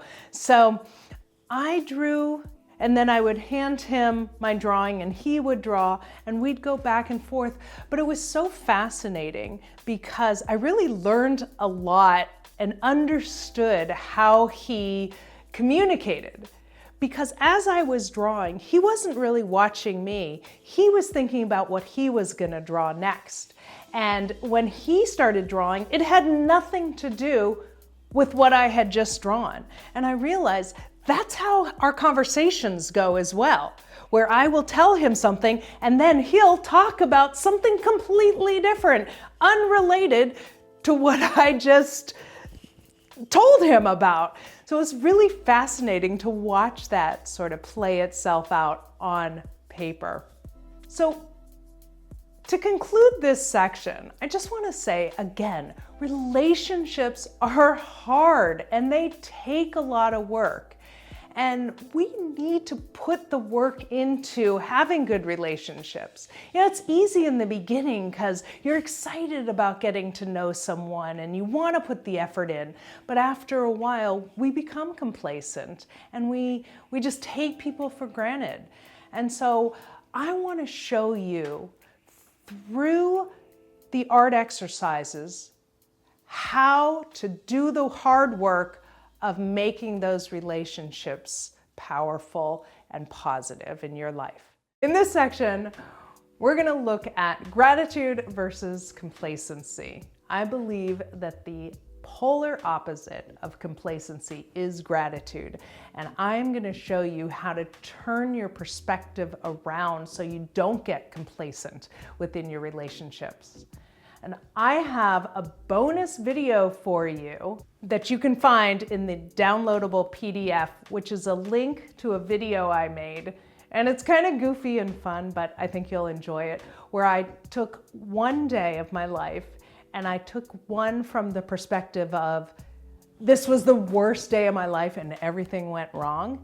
And then the same exact day, and I talked about this was the best day of my life and how everything worked out. So have a look at that video. I know you're going to enjoy it. The one thing that we have control over in our lives is our perspective. I find that people so badly want to control other people and they want to control outcomes, and we can't. We honestly don't have control over that. But what we do have control over is what perspective we take in our world. And do we choose to look at the good or do we choose to look at the bad? We've all heard the saying, the glass can be half full or the glass can be half empty, and it's about your perspective. There's an amazing quote. I use it all the time, and honestly, I don't know who said it. I looked it up, and some places said it was Confucius, and some places said it was the Dalai Lama. But the quote says, happiness is not having what you want, it's wanting what you have. What do you think I mean by that? What I'm saying is appreciating what we have in life and not longing for more and more. Now, that doesn't mean we shouldn't set goals in our lives and we shouldn't move forward and we shouldn't try to be better, but the appreciation and the gratitude is what changes our perspective. One more quote and then we'll move on. Dale Carnegie sort of took that quote and changed it to, success is getting what you want, but happiness is wanting what you get. So think about that. With that in mind, let's stay focused, wanting what you have. In the next section, you're going to focus on your gratitude. Print out the tree from the downloadable PDF, grab a black Sharpie marker and your watercolor paints. This will be a fun exercise, I promise. I'll see you in the next section. Our next exercise, I like to call the gratitude tree. So you have a downloadable PDF that you can print out this tree. I just simply drew this tree, but I've used it over and over again. You're going to use a black Sharpie marker. You need a permanent marker for this because we're going to watercolor paint over it and we don't want it to smear. So in the trunk of the tree, you are going to write, I am grateful for. And then in every one of those branches, you are going to fill up with all the things that you are grateful for. So first, start off by writing, I am grateful for in the trunk of the tree. And then start filling up each branch with everything that you're grateful for. They can be really big things, or they can be just minute, tiny, daily things. Because the more things that we're grateful for, the more we appreciate the life we're living. So think about the things that make your life easier and just bring you joy and peace. You know, like Wi-Fi. Are you grateful for Wi-Fi? How about hummus? I really like hummus.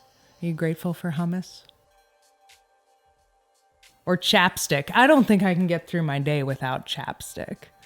So I'm trying to give you examples of, think beyond, I'm grateful for my friends and my family and my home and my car, which you should be grateful for. But also I want you to think about those smaller things that make your everyday life really satisfying. See if you can fill up every single one of those branches.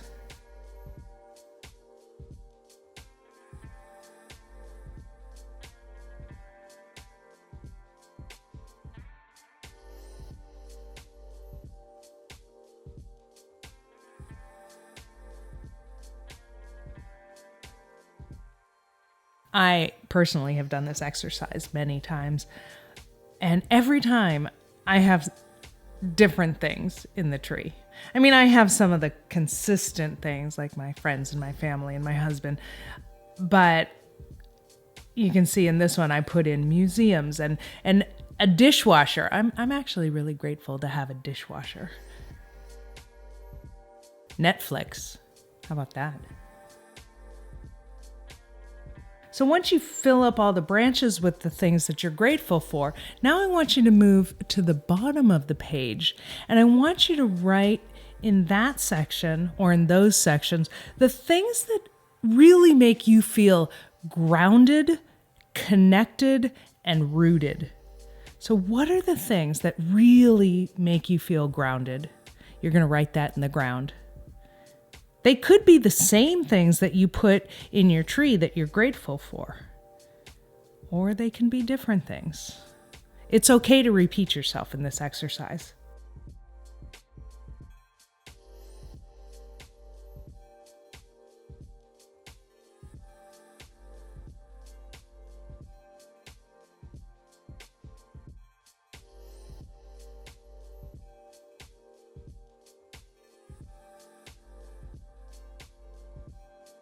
You can see in this exercise, I start off by having you just writing words, which is where most adults are really comfortable. A lot of adults are not comfortable with drawing or painting. So I'm having you start off with the writing portion, and we'll move into the colors and the painting in just a minute. The final place on this drawing that I want you to fill in is that circle that's behind the tree. Now that you could see that as a sun or as a moon, but in that section, in that circle, I want you to write the things that make you, the things that guide you or the things that inspire you.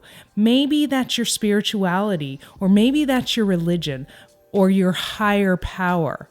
What are the things that are bigger than you that really guide you and inspire you? And once you have filled in all of those different sections, I want you to take out your brand new set of watercolor paints and just start painting this picture in any way you want. Enjoy that process.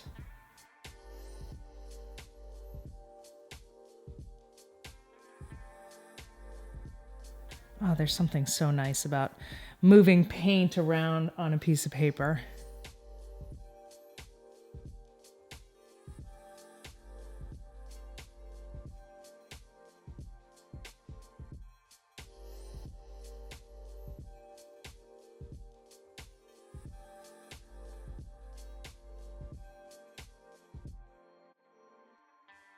What I like about watercolor paints is that you can paint one section and then let that dry, and then you can come back either with the same color or a different color and paint over it, and you really create these layers of color that makes it look like it has some depth, and it might make it look like there's light shining on it from one direction.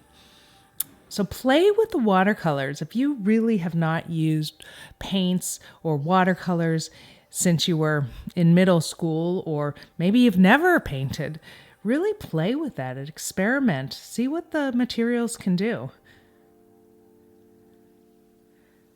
I also suggest trying different size paintbrushes.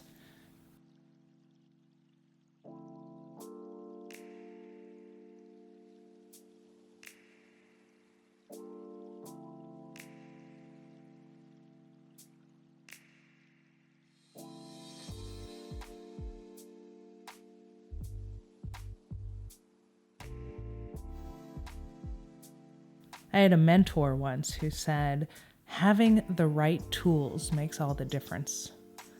So really try different size paintbrushes and see which ones work better for you.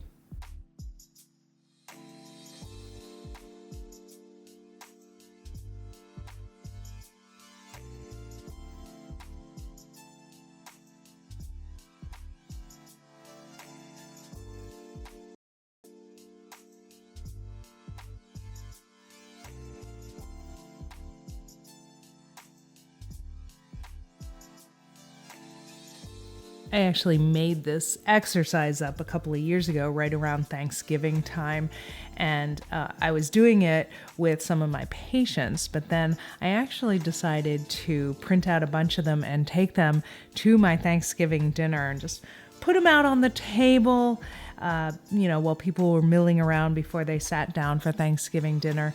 And I brought watercolor paints, and I brought markers and crayons. And I just wanted to see, who would be willing to indulge in this art project with me. It was fun. We really got to know each other on a different level, and it started some amazing conversations with family members and friends that I don't think would have come up otherwise. So enjoy that process with other people. You can print out as many of these as you want. And like I said, I've done it multiple times, so this is another project that you can try over and over again at different stages in your life.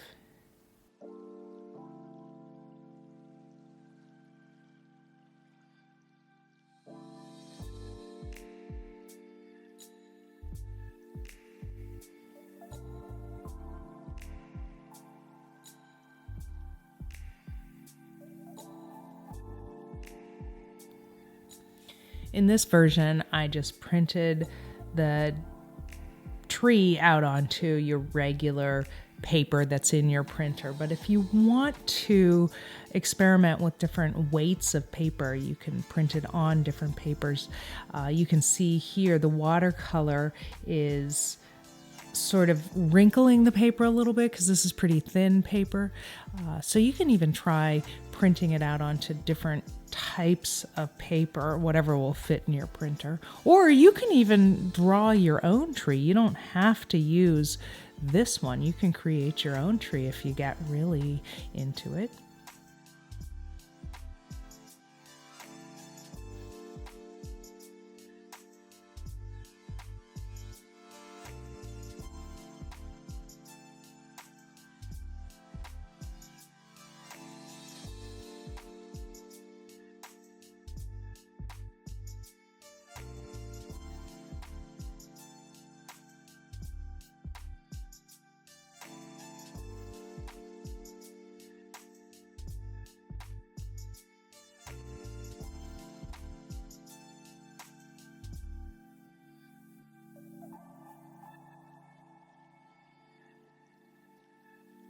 So there it is, guys. That's your gratitude tree.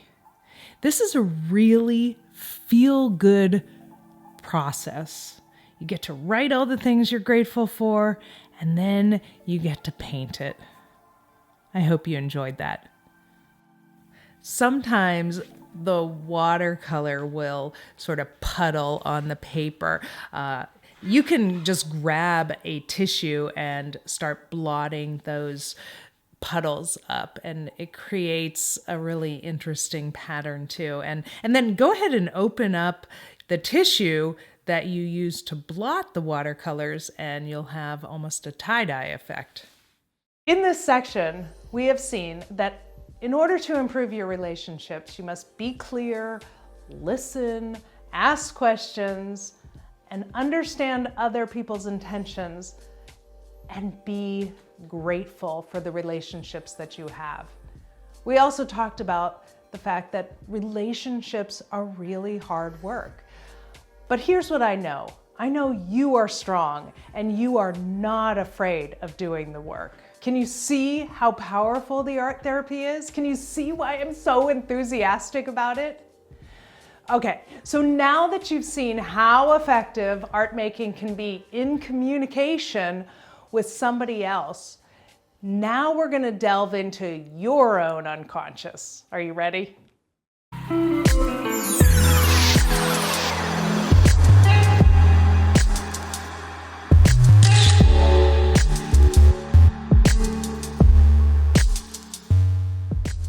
Welcome to section 5. In this section, we're going to be talking about your anger, your sadness, any uncomfortable feelings that are difficult to tolerate. Our goal in this section is to learn how to tolerate uncomfortable feelings, because honestly, guys, we're not going to get rid of them. We're always going to have sadness, anger, even fear and physical pain. But what do we do with that? How do we learn to tolerate it without sort of shutting down or going into our own cave or lashing out at people? You know, in therapy, for those of you who have been in therapy, you're often told you have to learn to feel your feelings. I agree with those therapists who are telling you to feel those feelings, because if you don't and you're stuffing those feelings down or you're avoiding those feelings, they have a tendency to come out in pretty horrible ways. By the end of this section, you will actually have some tangible techniques in order to express those feelings, to actually feel those feelings and then let them go, or even transform them into something else. You shouldn't be afraid of negative feelings. I find, without negative feelings, you don't have good feelings too. Without negative feelings, there's no growth, there's no change. So don't be afraid of them. So for this section, you're going to need to gather up those same materials, white paper, markers, colored pencils, or crayons. If you happen to have some colored paper around, that would be great to bring too. So if you have some construction paper, bring that. If you don't, rip a couple pages out of a magazine, just something that's going to have some color on it. See you in the next section. This exercise is all about feeling our negative feelings and expressing them and then getting rid of them. So I want you to think about whatever negative feelings you have right now, pick up a color that corresponds to that feeling and just start making lines and patterns and whatever, let that feeling come out. If you want to write curse words on the paper, you go for it.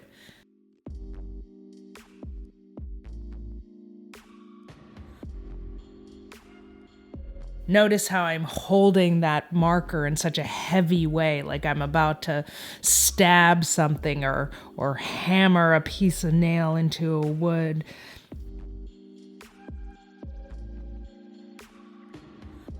You can make sad faces or angry faces.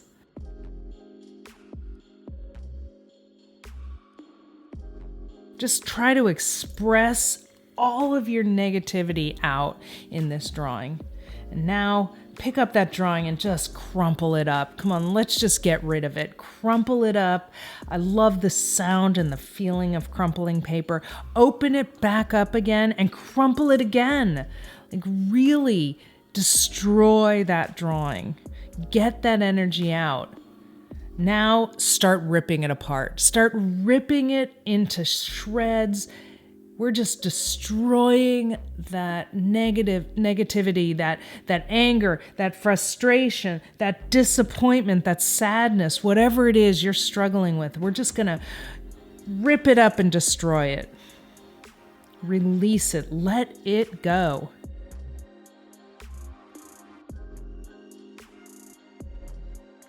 I'm going to ask you to now grab some colored paper. If you have colored paper, grab some and rip that up. Start ripping that into shreds. If you don't have any construction paper or colored paper around you, get a magazine, something that has color on it, and just start ripping that up. Because you know what? I'm not done with the ripping. I still have more frustration and anger that I want to get rid of. I'm going to grab another piece. I'm going to crumple it. I'm going to rip it up into shreds.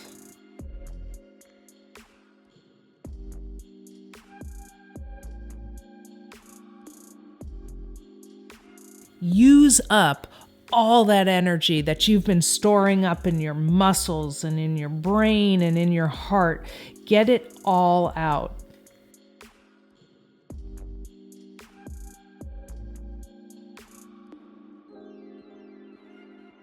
That's a lot of frustration, anger. You know what? Actually, I want you to get rid of half of it. Just take it and throw it away. But you know what? We don't get to get rid of all of our negative feelings. Some of it we end up keeping.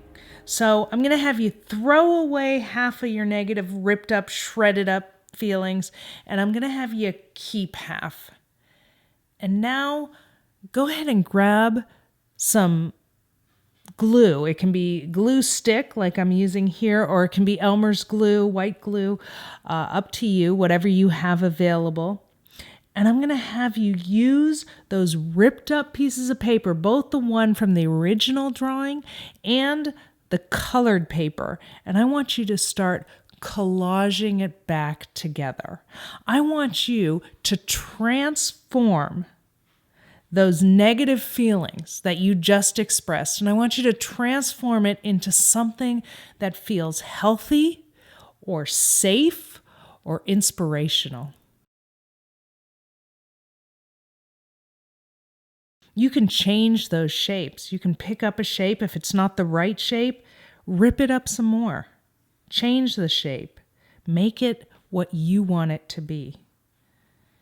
You are not controlled by your negative feelings. You get to choose which feelings you keep. You get to choose what you're going to react to, how you're going to put it back together.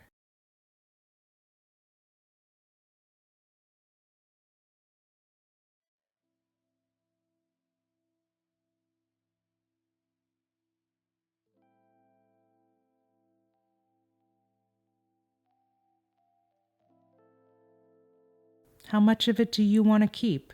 How much of it are you willing to let go of?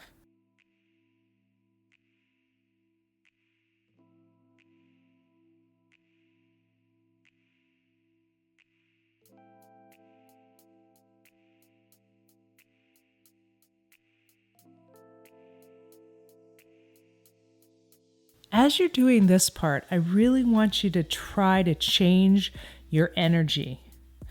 So be aware of slowing down. Slow yourself down. While you were ripping and drawing heavy and crumpling, you had raised your heart rate and your breathing pattern.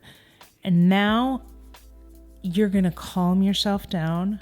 You're going to focus and you're going to slow yourself down. So be aware of what's going on in your body as you do this. Relax your shoulders. In fact, take a deep breath as you're doing this and release it. Try that one more time. Take another deep breath as you're doing the artwork and release it.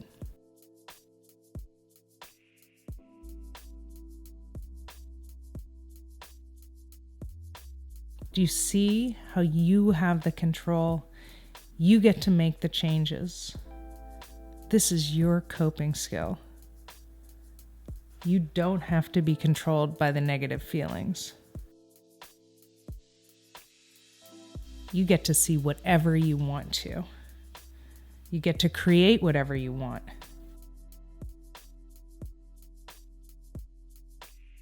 Even if there's negative things happening in your life right now, you still get to create whatever you want from that negative space. It's all about our perception. It's all about how we see the world, how we choose to see the world.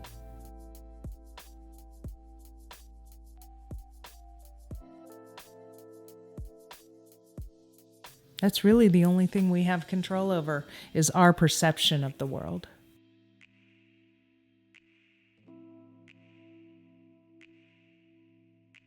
So you can take what you're given and change it.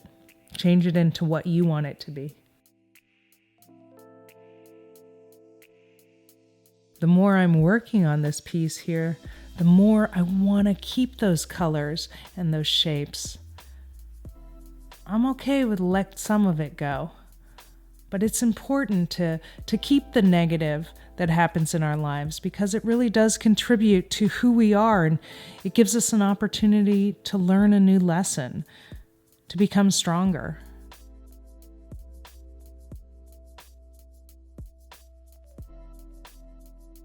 Once you've got your collage all glued down, you can take some markers or pencils or crayons, and you can start drawing on top of that and creating shapes and images as you want them to be.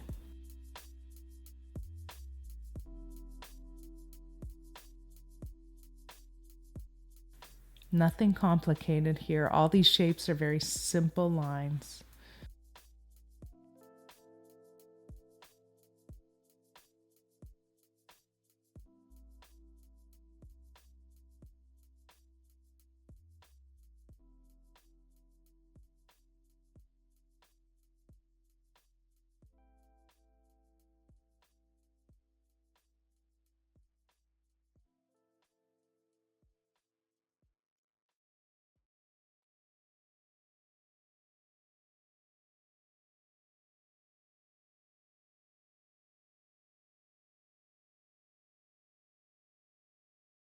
And there you have it. You've completely transformed your emotions. Thank you for sharing that with me. I really like this metaphor of if I were to light a candle right now, you would barely see it because this room is pretty well lit.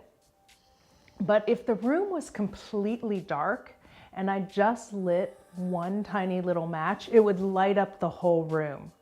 So it's kind of like when our life is at its darkest moments, a tiny bit of light can really change the perspective. Your responses to those difficult times in your life, those very dark times in your life, will determine the outcome of your whole life. You know, we all want to avoid pain, and a lot of times people will shut themselves down, or they'll say, I don't want to get into that relationship because I don't want to be hurt again like I was. But you know, no one is immune to pain. We all experience it. And in good relationships, in bad relationships, we're gonna feel pain. We're gonna feel emotional pain. We're gonna feel physical pain throughout our lives. However, the difference, again, is in how we perceive that pain and how we respond to it. Pain, either emotional or physical, can be a test that life gives us. And you have two options in that test. You can surrender, you can give up, you can fail that test, or you can fight and you can rise above it. I want to share a case with a client that I had several years ago. We'll call her Rebecca. Rebecca came in, she was having a lot of migraine headaches, and the physical pain was causing her a good deal of depression. Rebecca and I did a lot of drawing and painting together as a way to distract her from the pain, something to do so she could get through those migraines, so she didn't have to take as much medication.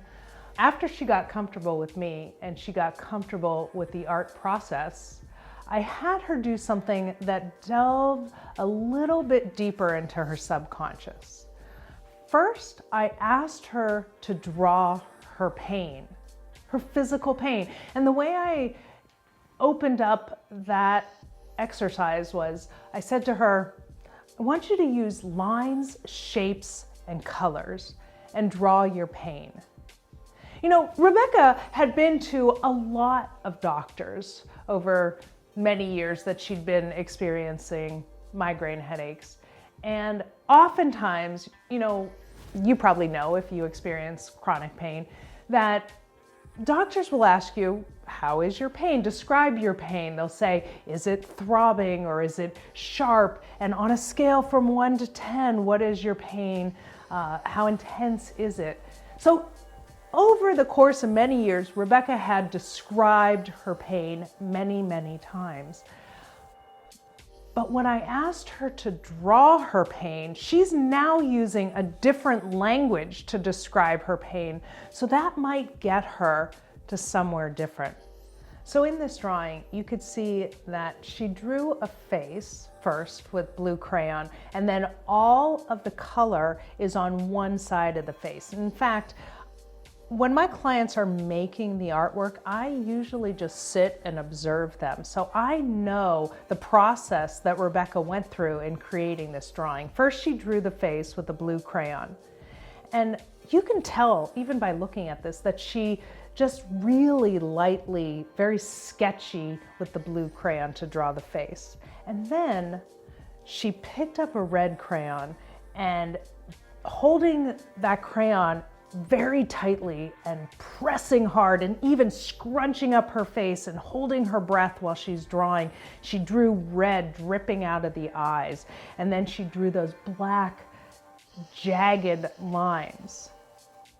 So I would then tell Rebecca what I observed. I observed her very lightly drawing this part and more pressure while she was drawing the black and red.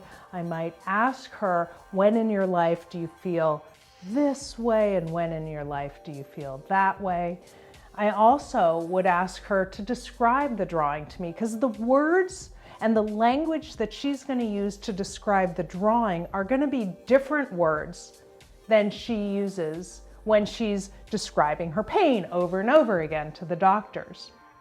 But sometimes when we're looking at someone's drawing, we might see something else in it that maybe they didn't intend. And honestly, I didn't even notice this while she was drawing it, but when I took it to put it away in her file later, I was holding the drawing upside down and all of a sudden it looked really, really vaginal to me. And I was like, whoa, this woman drew a giant vagina in this picture. What the heck does that mean? So I brought it back to her. That's an interesting thing about the artwork. You can come back to it and you can say, I have another question about this. And I actually came back to her and I said, you know, this looks kind of vaginal to me. Does that have any meaning to you? And she got very embarrassed. And she was like, no, I didn't intend to draw that at all. And I said, but that's the thing, is the subconscious will come out in your drawing. Do you think it has any meaning to you? And she said, I don't think so. Maybe. And she paused and then she said, yeah, it does. And you know what? It turns out that Rebecca had been sexually abused.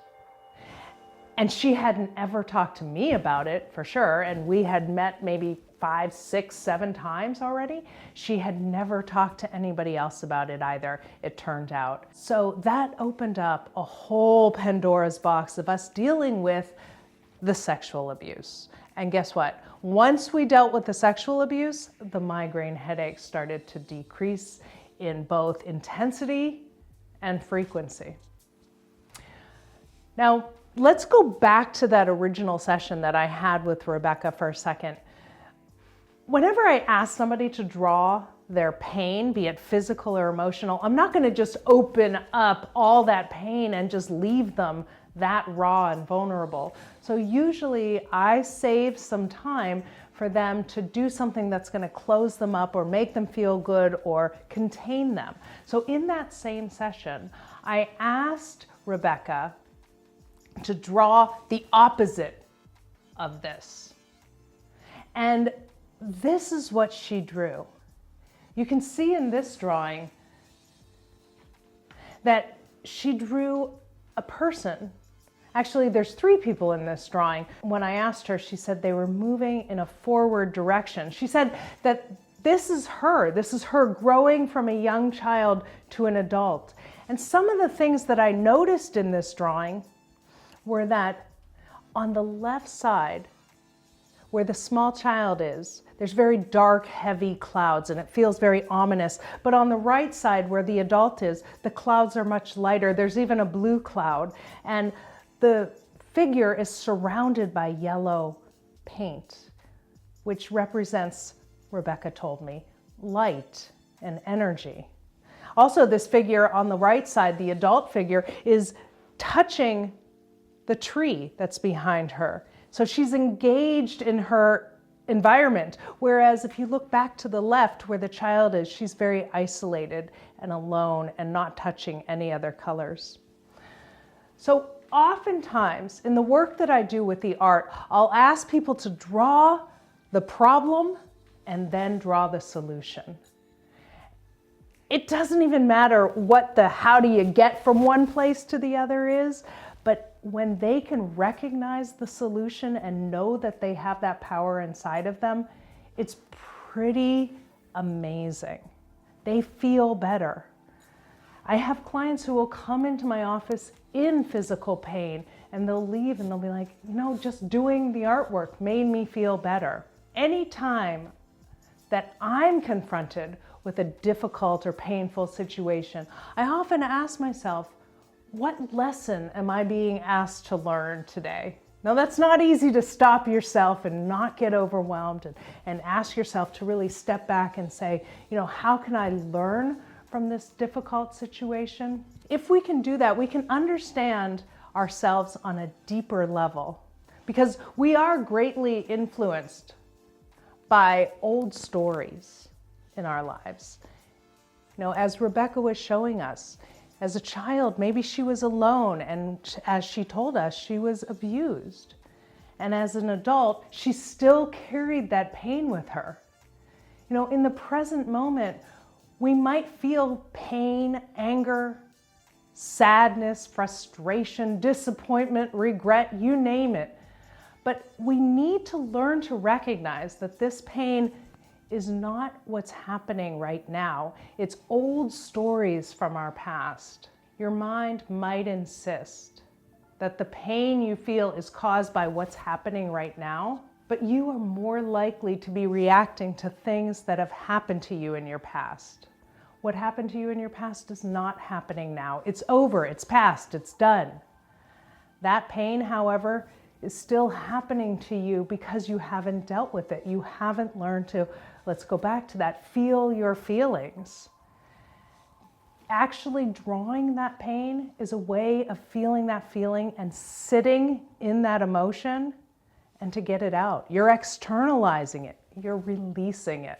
To wrap up my example of the case study with Rebecca, I want to go back. I want to have you, each time you are confronted with a difficult or painful situation, ask yourself, what lesson am I being asked to learn?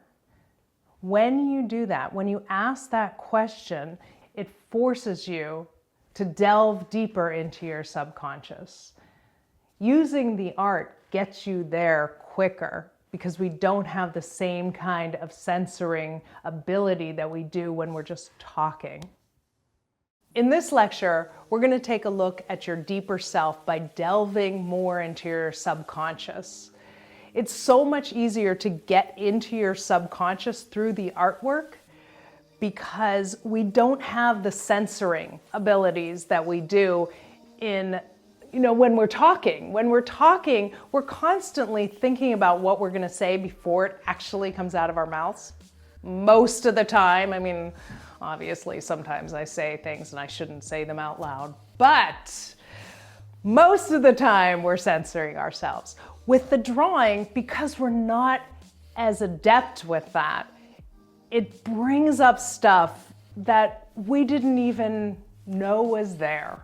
We are greatly influenced by old stories. So in the present moment, we might be having some kind of pain. That could be anger, that could be sadness, it could be frustration, disappointment, regret, whatever. But we notice that this pain that's within ourselves, and we watch it closely and we see maybe it's not caused by the circumstances that are going on around us, but more likely caused by things that happened to us way back in our past. What happened to you in the past is not happening right now, and we have to remind ourselves of that. It's over, it's past, it's done. But the pain for you is still real because that story is still replaying subconsciously and telling you that you're not over that incident. That's simply a process of your thinking. That's you bringing up old thoughts again and again. And I tell you, you can change that thinking. I think too often we believe that we have no control over what thoughts go through our head, but we do. We do. And the more you practice changing the thoughts that are playing in your head, the better you get at it, like anything else. The metaphor that I like to use are old maps. Think about old maps. I mean, maybe you're actually too young to remember using a paper map because none of us do anymore. We all look at the GPS on our phone. But we used to use maps. And if we tried to use one of those old maps to get to somewhere today, we'd probably get lost and frustrated and angry because maybe that bridge doesn't exist anymore. There's a new freeway that goes through there. So trying to use old maps to get to a place today is just going to get us lost. And it's the same thing in our own heads. If we're using the same techniques to get through our daily lives, to respond to the world in old ways, it's probably going to come back to haunt us and we're going to get lost. I actually like to take old maps and use them in art projects, actually have you transform that old map into something new. Sometimes I'll have people create little origami boxes out of maps. I teach them how to cut them and fold them and be very precise, and they have to follow the directions. They have to be very focused. And they turn this flat piece of paper into a box. And so this idea of transforming something from one thing that used to have a purpose into something new. And now this box can hold messages. If you're interested in trying this one on your own, there is a downloadable PDF and a link. So there's written directions and video on how to make this box. And in addition to that, there's also a list of thought-provoking questions that you can write, answer, and put inside your box. So there's a little bonus activity for you. So far, in taking a look deep inside yourself, we've looked at feeling your feelings, addressing the pain, looking for lessons. Now we're going to talk about challenging yourself. We all say that there's things we can't do or we're not good at. My new response to that is yet.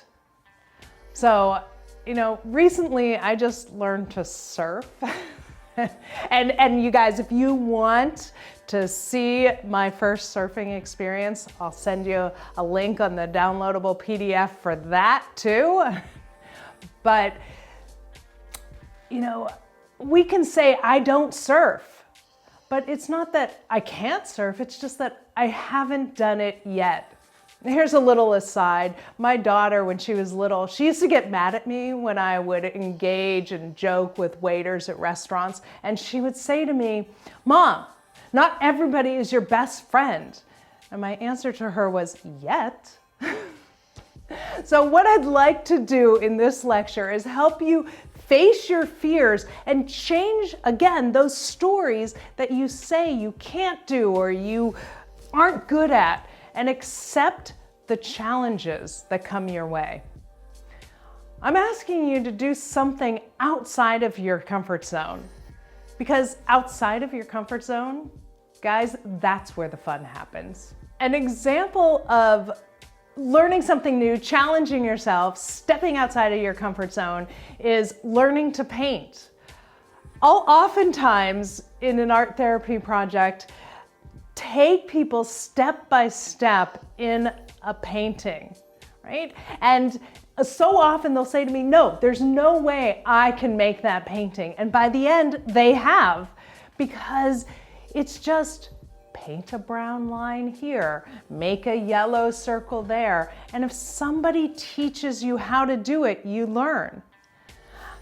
I don't know if you've ever done this, but I love going to those paint nights. There's wine and canvas, there's paint night. They have them all over. Look for it on Groupon.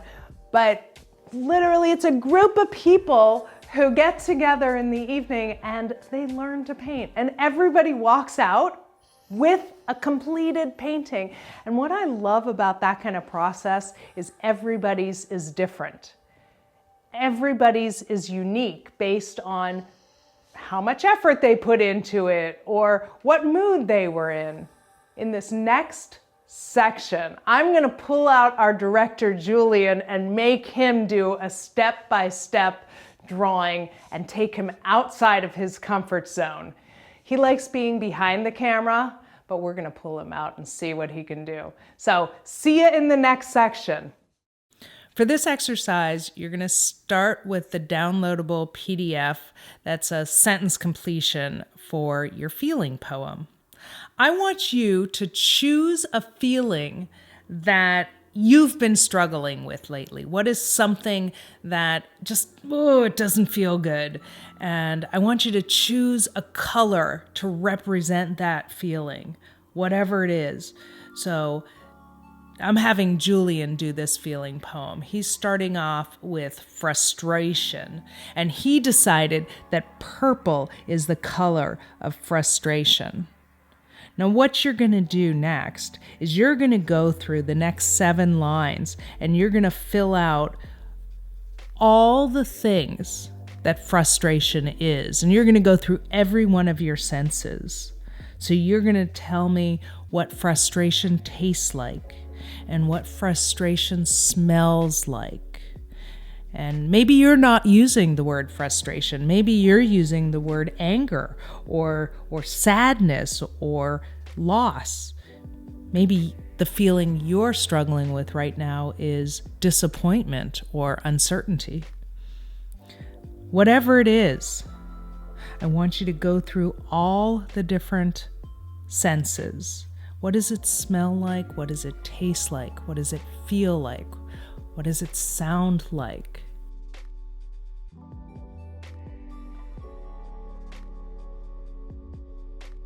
And you're going to write it in the color that you chose. And finally, you're going to write, where does it come from?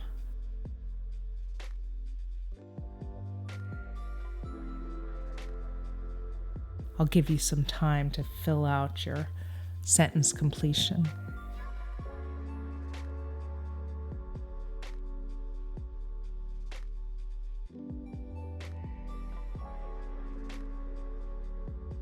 Think about it. Really acknowledge that negative feeling that you've been thinking about or living with. Where does it come from?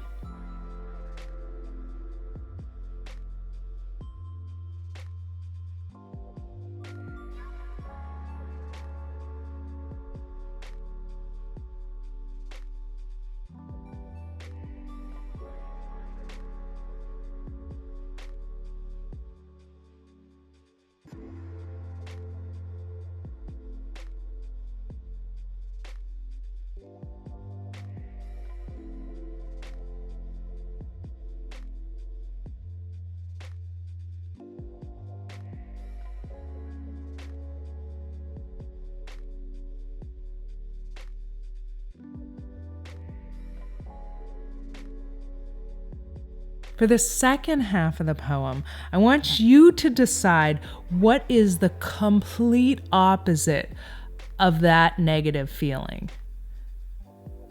So it's going to be different for everybody. And you know what? If you really can't decide what the opposite is, it is not cheating to look it up and find out what is an antonym for that word. Julian is going to decide what is the opposite of frustration. He's come to the conclusion that the opposite is joy and wonder. So he's going to write that down. But I'm making him keep the same color that he started with. He probably wants to switch to a new color, as you probably do too. But I'm going to force you to keep the same color. So your instructions are, come up with the opposite feeling and a more positive feeling, but keep the same color. And then you're going to go through all of your senses again with that new positive feeling and the same color. So you're going to write that joy and wonder tastes like, and what does it feel like, and what does it sound like, and what does it taste like? What does it smell like? Really experience that new feeling.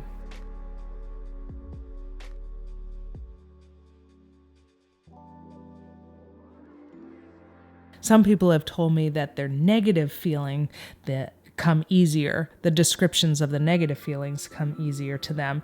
And other people have told me that the descriptions of the more positive feelings are much easier to determine what they smell like and taste like and sound like. And it really, again, all depends on where you are in your world and what your mindset is. Finally, you're going to write what that new feeling, where it comes from. Where does that new feeling come from?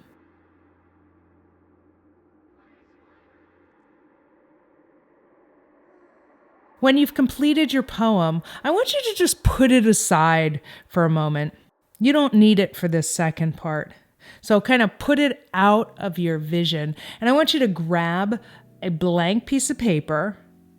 And your instructions here are to draw anything you want to draw. I mean anything. It doesn't have to be related to what you just wrote in your poem. So, you're putting that out of your mind, and you can draw anything you want. And this is important too. You can use any colors you want. You are not limited to that original color that you wrote your poem in.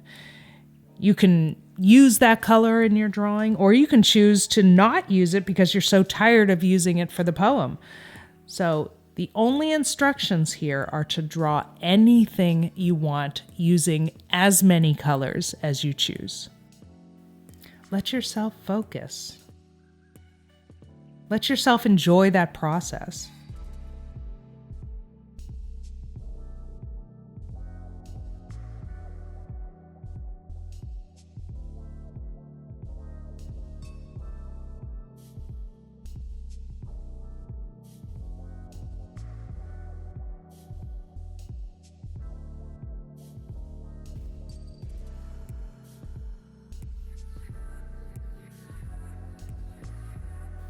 I bet you wanted to change colors when you were writing the poem for the new feeling.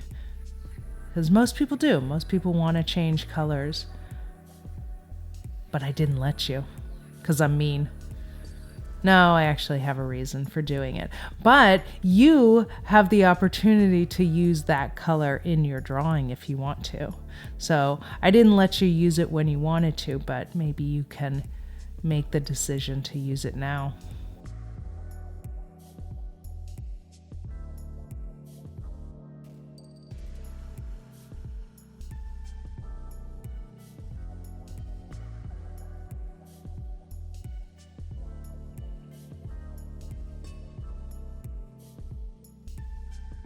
Take as long as you want with this drawing.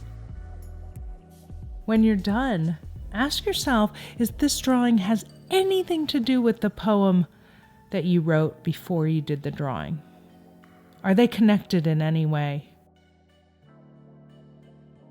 Oftentimes people will say it represents the second half, the happier part of their poem. Does yours?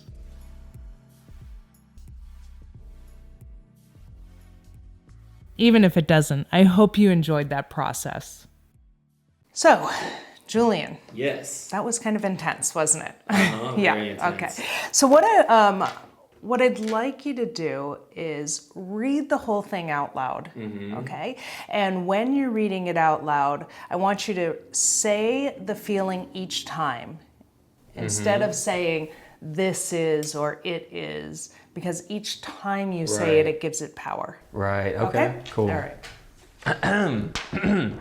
All right. So I chose the feeling. So the first question at the top is choose a feeling with which you have recently been struggling, and that feeling that I chose was frustration. We're gonna say frustration a lot here in the next 10 seconds. Yeah, I'm sure there's a lot of people who can relate to that. Yeah, it's frustration. It's just a normal feeling that happens when we choose to be alive. So the very first part of this, is it a poem? Is this called? I call it a poem. Okay. I call it our feeling. Yeah. Yeah. Okay. So frustration is purple.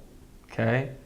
Frustration tastes like sand. This is kind of a nice poem. I like this. Frustration smells like dirt. Frustration sounds like hissing. And frustration looks like vines. Frustration feels like spiky restriction. Oof. And lastly, frustration comes from problems. I didn't get very creative on that, but frustration comes from problems. Oh, that's where it comes from. Yeah. That's, and this is about sort of whatever pops in your head the first. Right. All right, continue.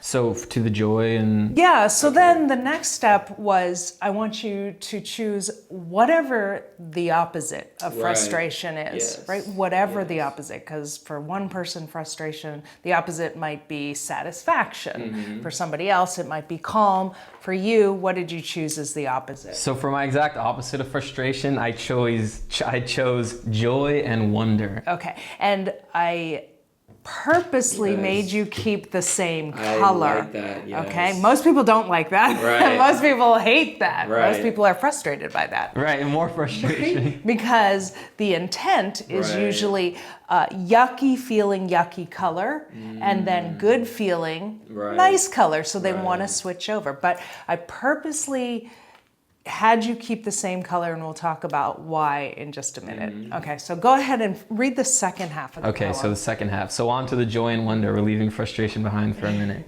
All right, so the opposite feeling. Joy and wonder is purple. Joy and wonder taste like the sun. Joy and wonder smells like oranges.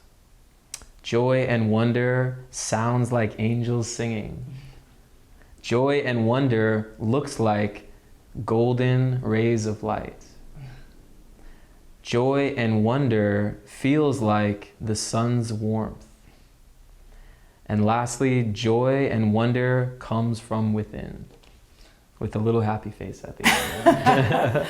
So as you were going through that, Right. what was your experience of writing that? I mean, you really had to sit in the frustration. Right. And this is viscerally experiencing Right. frustration, tasting it, smelling it, hearing it.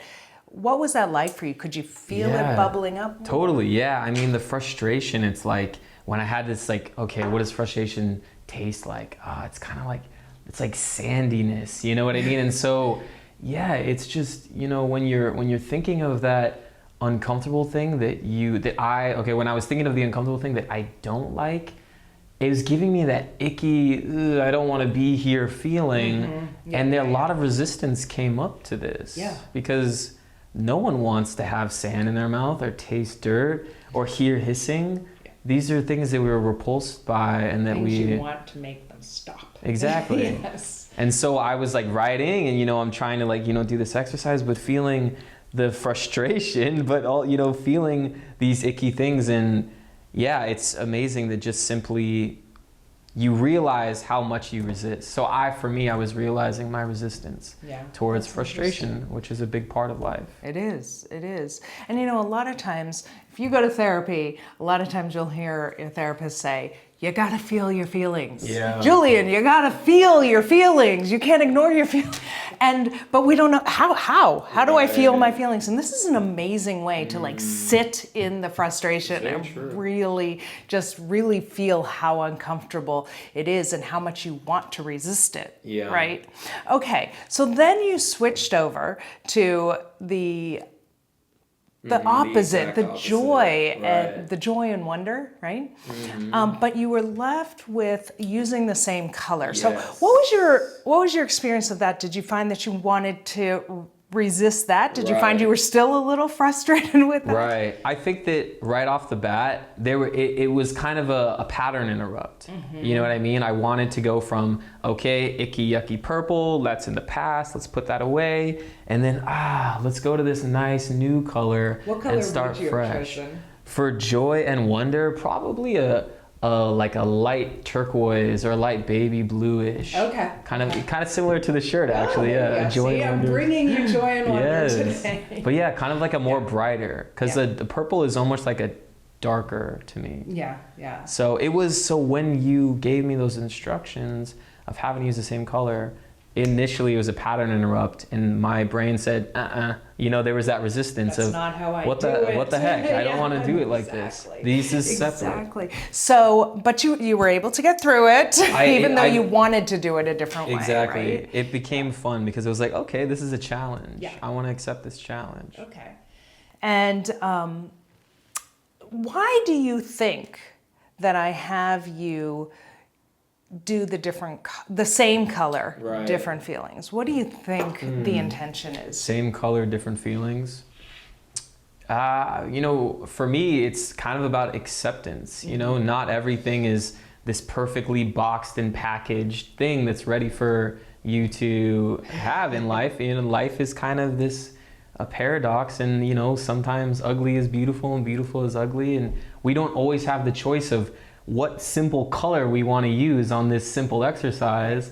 You know what I mean? We don't always get what we want. Yeah, we don't always get what we want. That's right. And so I was, That's right. And what your go-to response was, I want a new color, but you weren't able to do that. So you were able to shift. You were able to be flexible, which is so important. It's such an important skill to learn in life, right? Because a lot of times what we hear people say is, I don't do it that way, or I don't want, I'm not that person. I don't do that. Right. So if you want to change your patterns, you got to work on doing things differently. change your patterns. Right, exactly. So it forces you to do that, but it also gives you this opportunity to look at your own choices. You decided purple was an icky color. You made that decision. You have the decision to either ignore the word purple and, you know, just carry on, or to decide that purple has some qualities that you like. Very true, yeah. Right, so there's two sides to the same coin. I had someone doing this once, a client of mine was doing this once, and I think his feeling was just disgust, right? And he said he chose the ugliest, yellowish, brownish, he said it was like bile, puke, right? Yeah, like puke, and he was writing with it. And then when he switched over to the positive thing, which was acceptance, he said, he looked at the crayon, he was using a crayon, and it was gold. The color was gold. And he's like, I didn't even know. Wow. So sometimes you're holding a piece of gold and you don't even know it, right? Very true, yeah, very true. Right. Now you then switched, the next thing we did was, I said, put the poem away, right? We put a poem away, and I said, now draw anything you want. Right. Yep. And you did not use purple. I did not use purple. Which is interesting. You also, it looks like I used gold though. You also did not use any turquoise or blue, which you would have wanted to switch to. Because a lot of times I do find that people will use the color they wanted to use in the poem in their drawing, right? Because you can't always get what you want from the source you want it. Maybe you can get it from another place. Or you can give it to yourself. Right? Interesting. Yeah. But what did you draw? So I drew the sun. I think we're seeing, I'm surprised I didn't draw 3 suns. Right? But you used 3 colors. I did use 3 colors, so boom, there it is. Yeah, I drew, 3 again. I just felt like, maybe, you know, it had to do with the end of this, that joy and wonder feels like the sun's warmth, and joy and wonder looks like golden light rays. And so that's kind of what I drew. This is my version of the sun, and this picture, it kind of makes me smile, happy when I look at it. And it's you again because of the shooting star, right? Exactly, yes. And usually, even though I say put your poem away, you can draw anything you want, it doesn't have to be about the poem, usually it does have some reflection on the poem because that's where your head is. So you can't just turn that off and walk away. And usually the drawing represents the second half of the poem, the nicer feeling, right? Because that's where I've left you. Right. It would be terrible if I had you start with the good feeling and end with the bad feeling, and then you make a drawing about the bad feeling, and then you're stuck there. Right. So you don't want to do that. Yeah. So this whole process is about you being able to sit in those uncomfortable feelings and then have the tools to turn it around. Transmute, yeah, definitely. No, it was really a really interesting exercise. And yeah, I mean, just that pattern interrupt of continuing to have the same color. You know, if you guys really pay attention to how you felt while you were doing this exercise, because I was, you know, listening to my body and listening to my own reaction and my own, you know, resistance to such a simple little exercise with such a simple little color, but it actually has the power to really show you a lot about yourself that either you haven't put yourself in the situation to discover, or maybe you're not open to it. But when you're in this creative mindset, you know, for me, it is really interesting and really kind of eye-opening. So I think I hope you guys really enjoy this one. To just build on what you're saying, you want to maybe pay attention to where in your body you feel the nice feeling and where you're feeling the icky feeling. That is very true. You might recognize some Right. patterns there. So I have a question. So let's say when someone is doing this exercise and they have some icky feelings kind of coming up, and it can be, you know, overwhelming or just really frustrating, what's something that they can do, maybe incorporate into their schedule or their routine, or, you know, how they can kind of use this exercise to kind of balance out? Well, that's one of the reasons I have you do the drawing afterwards, is that release, is that focus, is that letting go. So if there is something that's feeling overwhelming, you know, and even if it goes back to this original feeling of frustration or whatever it is you're feeling, what I often encourage is look through your positive and what are the things that you're smelling, tasting, hearing. Can you incorporate those into your life a little bit more? Like you had joy and wonder, smells like oranges. Can you have the scent of oranges, right? Or just put oranges on your hand so you can smell it through the day, right? What is the sound that you like? Yeah, you know, angels singing. So yeah, good music or whatever it is. Yeah. So make sure you have those things in your life. Oh, I like that. Yeah, so this second half almost becomes a user manual or an instruction step by step. How do I make X, Y, and Z happy? Well, I have taste, smell, sound, look, feels. Where does it come from?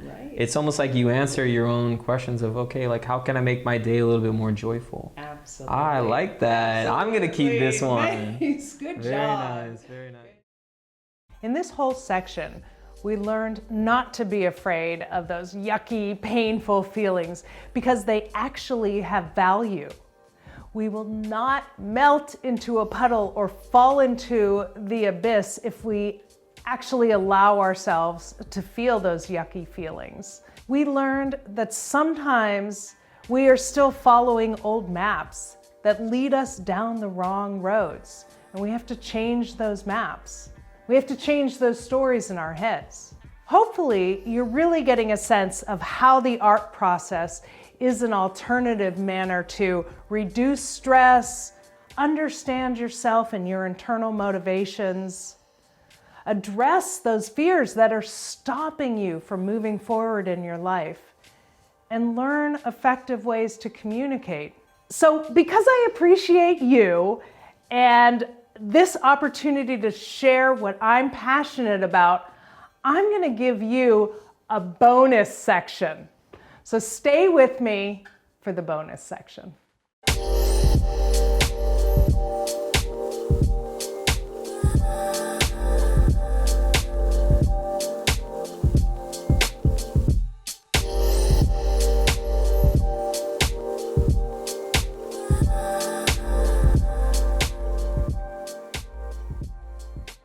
Welcome to the bonus section. We are going to work on increasing your gratitude and becoming a more spiritual person. Because this is a bonus section, I changed my scarf, so bonus scarf, and Julian, our director, changed the lighting. So look at that, bonus twinkly lights, yay! So I'm glad you guys stuck around for the bonus section. We made this section because, you've learned a lot already, and some of you might be exhausted. Oh, but not you, right? You're still here, so you want to learn more. Some people I found are a little bit uncomfortable with the word spiritual, so I just want to define that first. Since I'm saying this section is about increasing your gratitude and becoming a more spiritual person. My definition of spiritual is being a spiritual person is synonymous with being a person whose highest priority is to be loving to yourself and to others. In that way, a spiritual person cares about people and animals and the planet, and a spiritual person knows that we are all interconnected and therefore consciously attempts to honor our connection with each other. Our goal in this bonus section is to learn some additional art therapy exercises and to enhance your sense of loving yourself and loving others, as well as how to increase our connectiveness to others. And that's really important because we are all here in this lifetime on this earth to do one thing, to connect with others and to make this world a better place in our own unique way. So by the end of this section, you'll be able to appreciate yourself on a deeper level, and who doesn't want that, and realize that every experience we have had in the past and currently, both positive and negative, makes us who we are. You will also have an opportunity to address and face some of your fears that are keeping you from being the person that you're meant to be. In addition, you're going to get an opportunity to see how ego does not like gratitude. So if you want to get your ego in check, increase your gratitude. Gather up some materials, the same ones we used before. All you need, white paper, black marker, some colored pencils, crayons, or colored markers, and your watercolor paints. Let's talk about facing our fears. We all have fears, and fears get in the way of us living our lives. Some of us have the fear of success, and some of us have the fear of failure. Sometimes it's the same fear. We have fears of being in pain. We have fear of rejection. And for many of us, we have that fear of not being enough for other people. I find that recently, anxiety is getting more and more intense. And a lot of that is because of the fears that we're letting get out of control. I just want to take a little side note here and say there's a big difference between fears and phobias. The difference is that phobias we know are irrational. Okay, so we could say, yeah, I know it's irrational to be afraid of spiders because most spiders that we come across are harmless. But fear of being abandoned or fear of not being enough for someone, those are hard to get past. Have you guys ever heard of the phobia gymnophobia?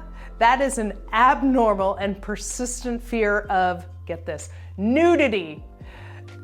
Sufferers of this phobia experience undue anxiety even though they realize this is an irrational fear. They might worry about seeing other people naked or themselves being naked or both. So that's a good example of an irrational fear. However, that's not what we're talking about here. Let's talk about the fears that persistently come into our lives, the fears that for many of you might even cause panic attacks. Okay guys, follow me down this small rabbit hole for a second.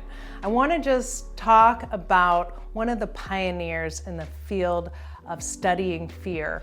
That's Dr. Claire Weeks. Way back in 1969, I was 2 years old, so you can do the math and figure out how old I am. She wrote a book called Help and Hope for Your Nerves.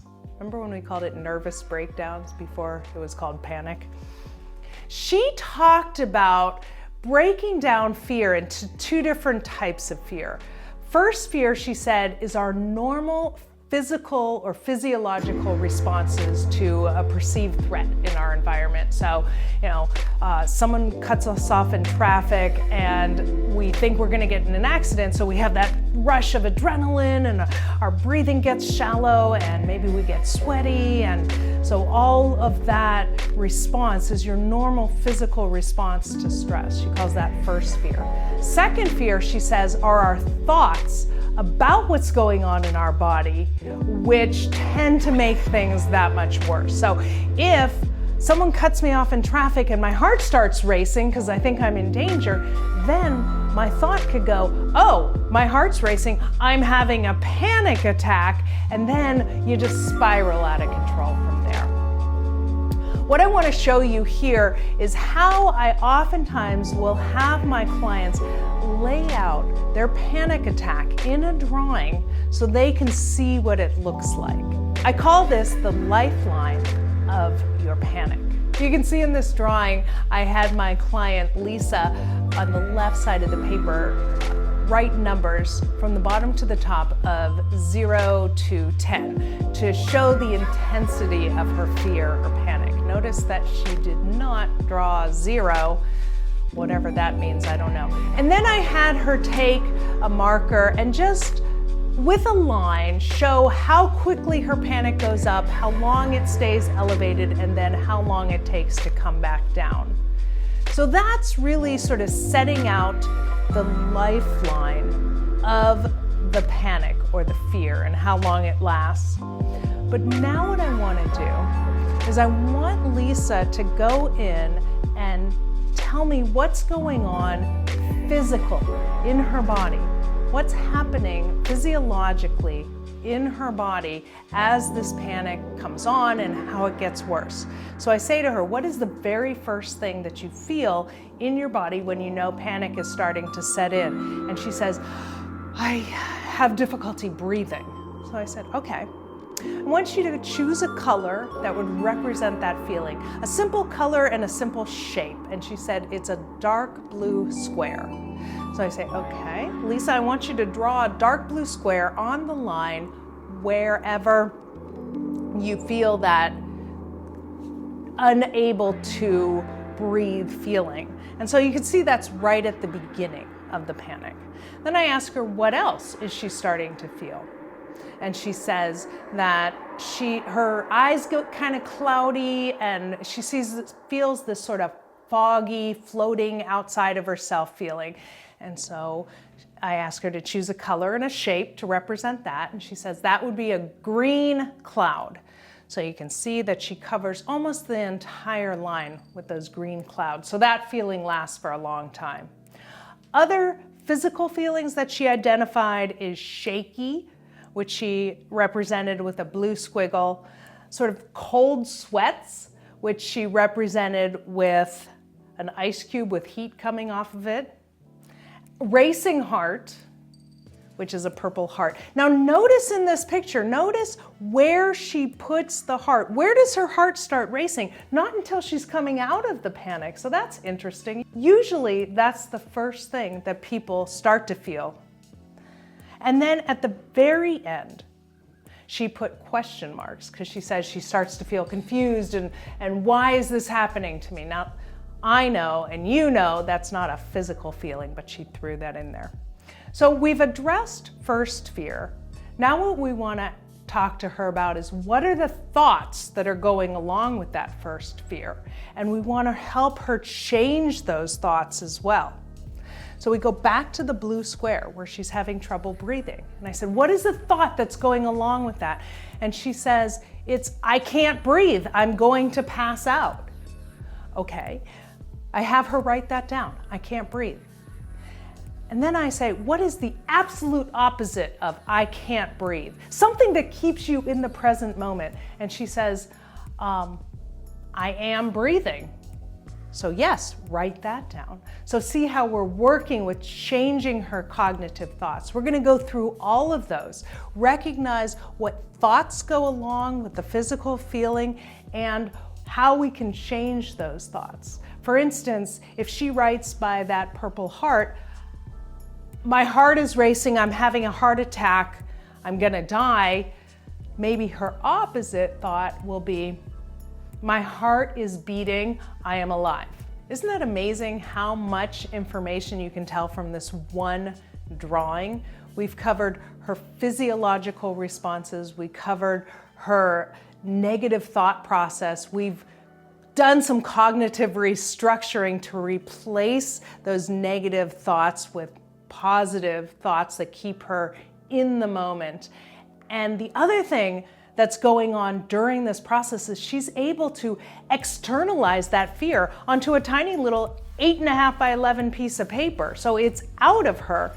And one more thing, when she takes a step back and looks at this, she sees that her panic has an end.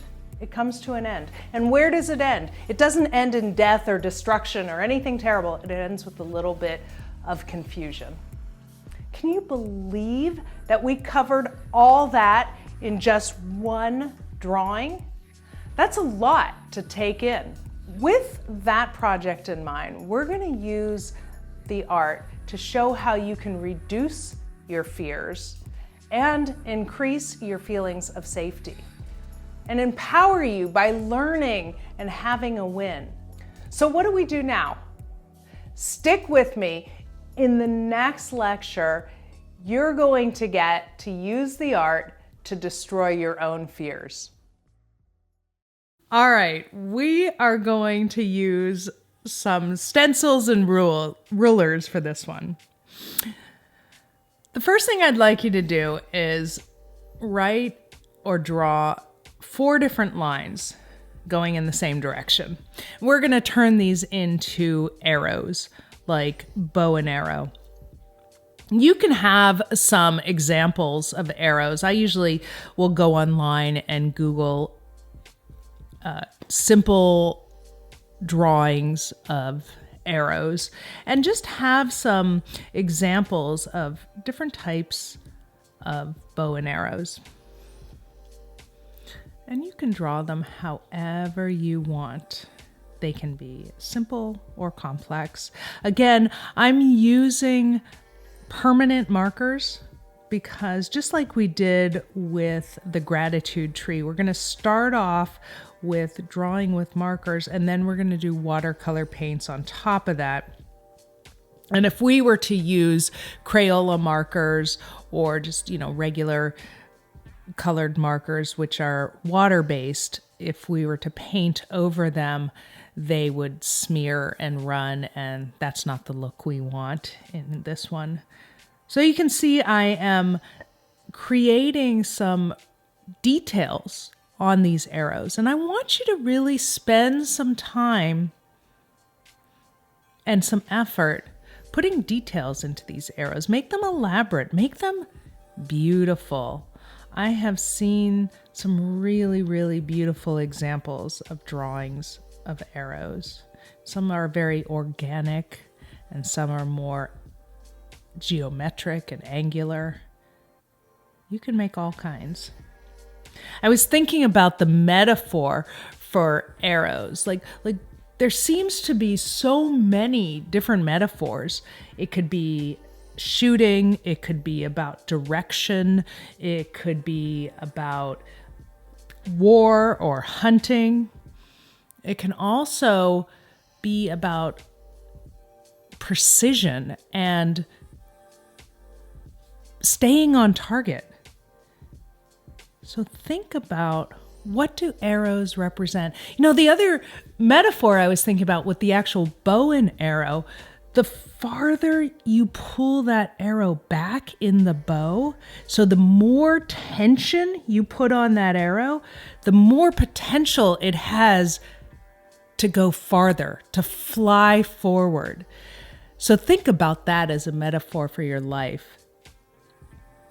When you are under a lot of tension and you feel like your life is just dark, if you consider this is your opportunity to really fly forward with a lot of power, it's an amazing way to look at the dark moments in our lives, that there's just all that potential there.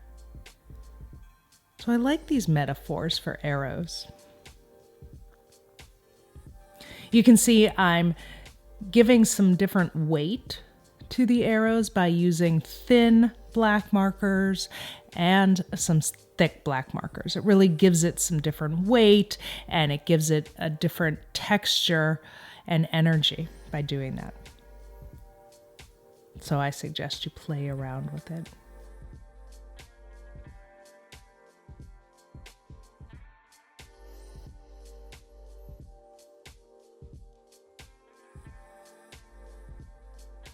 If you take your time with this one, this project really comes out beautiful and full of metaphor.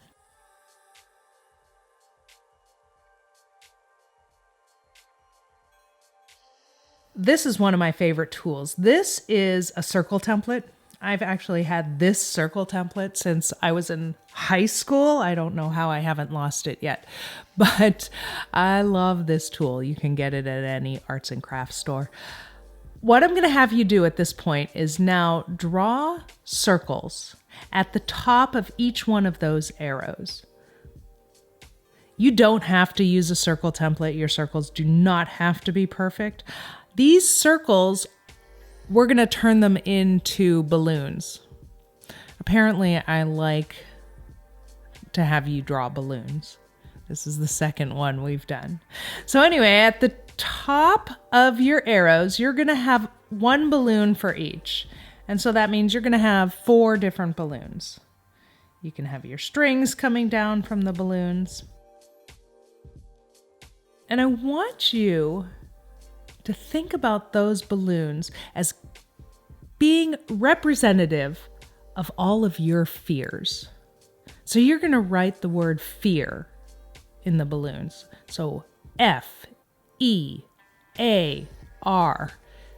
Those balloons represent your fears. What are your fears? We all have fears.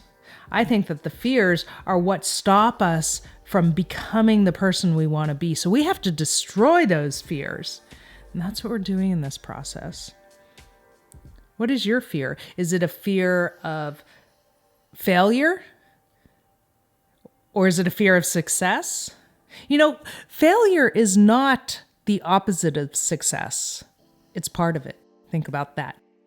Well, you paint your balloon. So you're going to pull out your watercolor paints now, and I'm going to have you paint your balloons with watercolor paints. For this painting, I really want you to use a lot of water. So you want that kind of liquidy. Even let the paint kind of puddle up on the balloon. And then you're going to grab a straw. Maybe you have one from your iced coffee.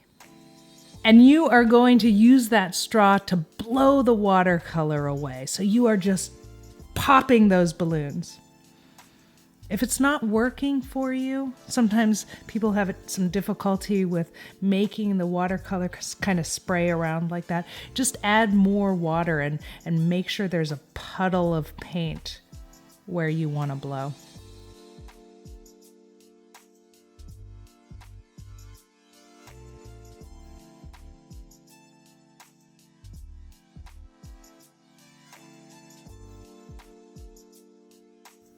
You can always go back into the balloons with some more paints and really kind of puddle it up there and use the straw to blow the colors and create that popping effect. So it really looks like the fear is being destroyed.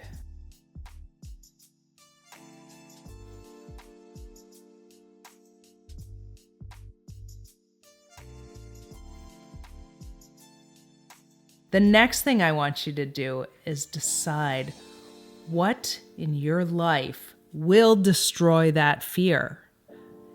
And I want you to write those on the arrow. Is it love?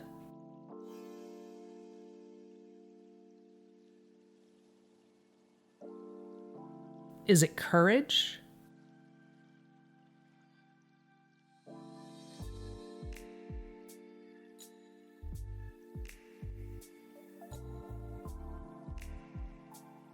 What else will help you destroy your fear?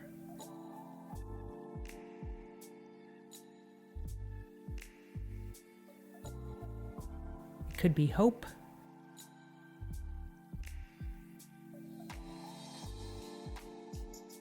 It's different for everyone. I find this one so inspirational and so powerful. One of the things that I find oftentimes helps me destroy my fear is gratitude. Having gratitude for my life and everything in it. So go face your fears. In this lecture, I really want you to gain an understanding that we all have intrinsic value. Oftentimes, we feel less than, and for so many of us, we have this attitude that easily defaults to self-contempt. I'm not good enough, everybody's better than me, I'm not worthy of.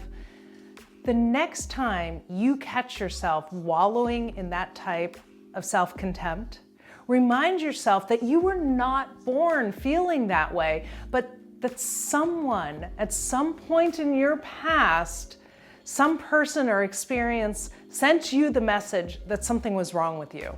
And then you happened to internalize that lie and accept it as the truth. But that lie isn't yours to carry. And those judgments are not about you. In the same way that you learn to think those negative thoughts about yourself, you can learn new, positive, and self-loving thoughts. You can learn to challenge those false beliefs and strip away their power and reclaim your self-respect. That's a lot to ask of the artwork, isn't it? It won't be easy. It won't transpire overnight, but it is possible to change the way you think about yourself. It begins the moment that you decide that there has to be a better way to live, that you deserve to discover that better way. Make that decision for yourself. Every little choice you make and every thought that you have. I want to share with you a metaphor that I often use. Imagine that I had a $100 bill in my hand right now. And I took that $100 bill and I crumpled it up and I even ripped it into shreds. And then I threw it into a muddy puddle and I stepped on it and it was dirty and it was damaged. Do you think if I left it there and if you came along and saw that $100 bill sitting there, would you pick it up? Yeah, you would. Do you know why? You would pick up that $100 bill because it still has value.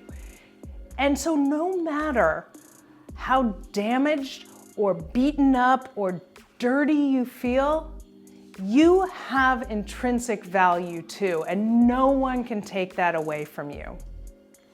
Oftentimes, I'll ask my clients to draw who it is you want to be. What is the better version of you? One of the exercises that I have my clients do is I have them choose 3 words to describe the better version of them. I'm going to share with you my personal example of that. In order to be a better version of myself, I chose 3 words that I personally want to work on. And those 3 words I chose were honest, excited, and patient.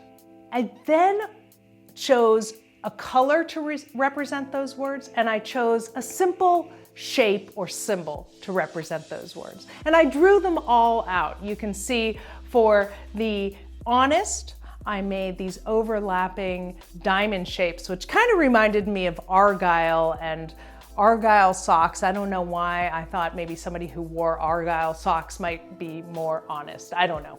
I can't tell you why I drew that. For the word excited, I chose the color purple and this shape that looks like it's just exploding from the bottom up.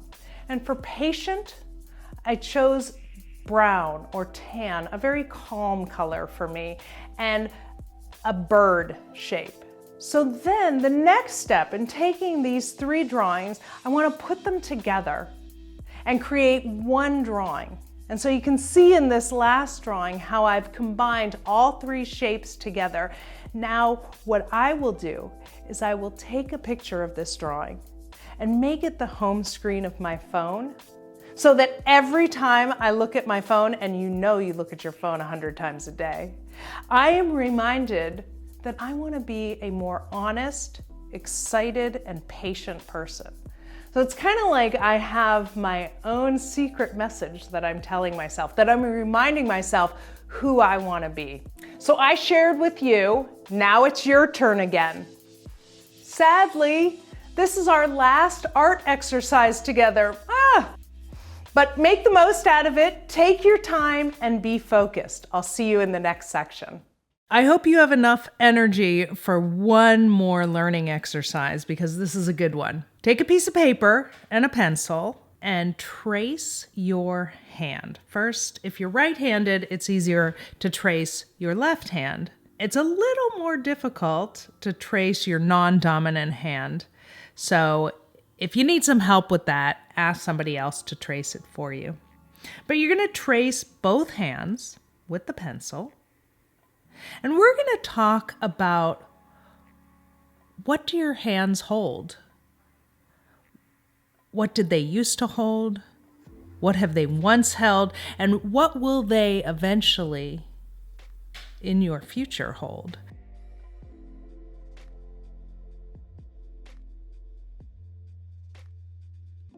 So there you go. I've got my 2 hands traced. I kind of like when they overlap each other a little bit. Now I'm going to take that black Sharpie marker. I love the Sharpies.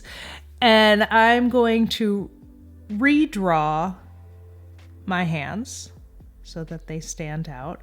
Again, we're going to use a combination of drawing and watercolor paints. And so we want to use the permanent markers so the watercolor paints don't smear what we've drawn. Take your time, draw your hands, but don't get caught up in it has to be perfect. Life is not perfect. Let go of that expectation. I like to go back with an eraser and erase any of the excess pencil lines. They're unnecessary now. You don't have to do this part, you can.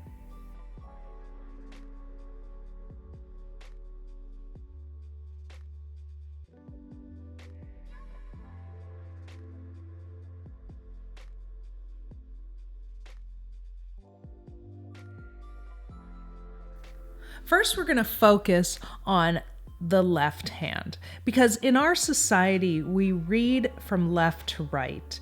And so oftentimes the left feels like the past, and then the right feels like the present or the future.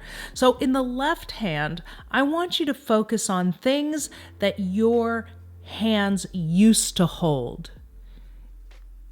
You can see some of the things that I'm writing down here are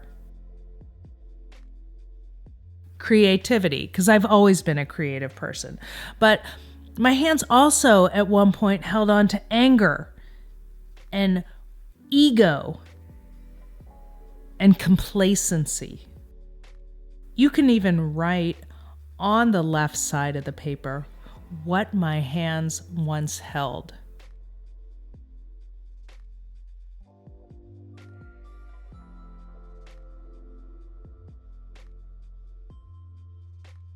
And then turn your paper over, and on the right side of the paper, write down what my hands now hold.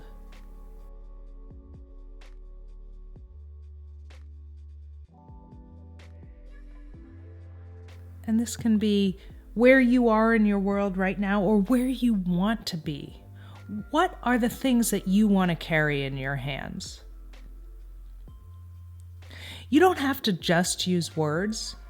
You can also use symbols and images. You can combine the writing with drawing. You can see here I'm drawing a broken heart.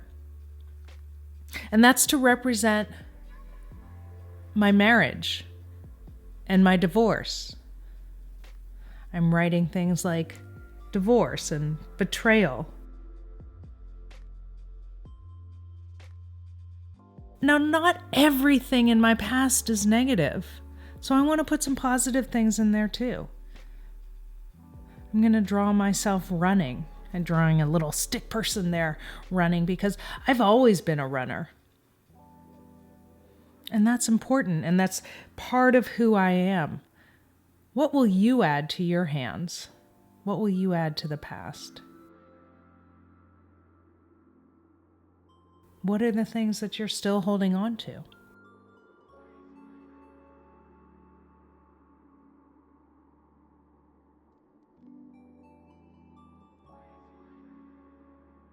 For some people, it might be about their relationships, and for other people, it might be about addictions. Now I'm going to start on my right hand. What are the things that my hands now hold? I'm going to start with the same heart, and it has a little scar in it, but it's healed. And now my hands hold love and family. I'm going to add in there support.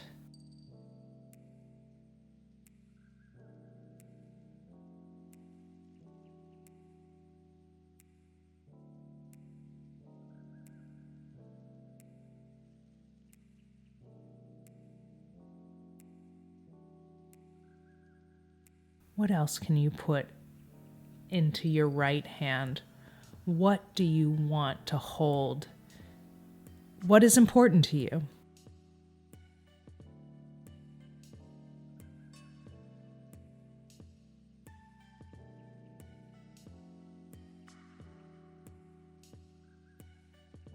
At the bottom here, I'm drawing a symbol that represents the spirituality of Kabbalah, and that's something that's important in my life in terms of my guidance and keeping me grounded. What keeps you grounded? We did that in the tree drawing, but you can add it to this drawing also. My hands still hold creativity. That'll always be a part of who I am. Yours probably hold creativity too. Everybody has a different way of being creative, a different way of expressing themselves.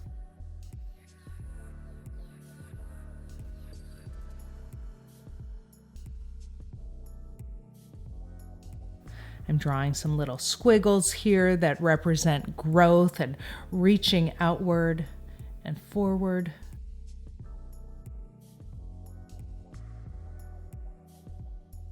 So whatever you feel inspired to draw or write in your hands, there's no wrong way to do this.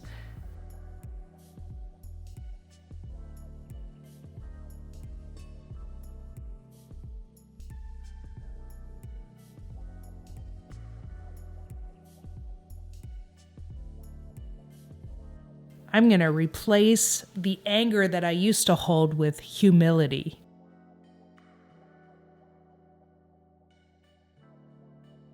It's important to be humble.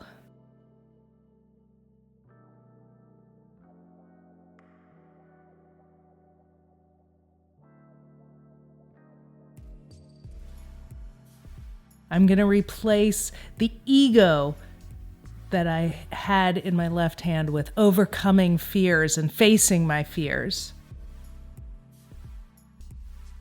Now comes the fun part. I can use crayons, I can use markers, I can use watercolors, whatever it is that you want to use, whatever materials you enjoy using, start to add color to this drawing. You'll start to see similarities in your left hand and your right hand, and you'll start to see the differences.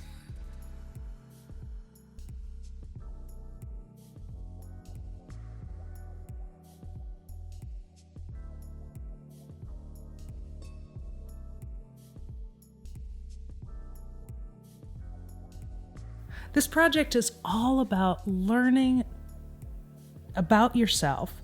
What are you willing to let go of? And in the process, what are you willing to hold on to? What are you willing to change?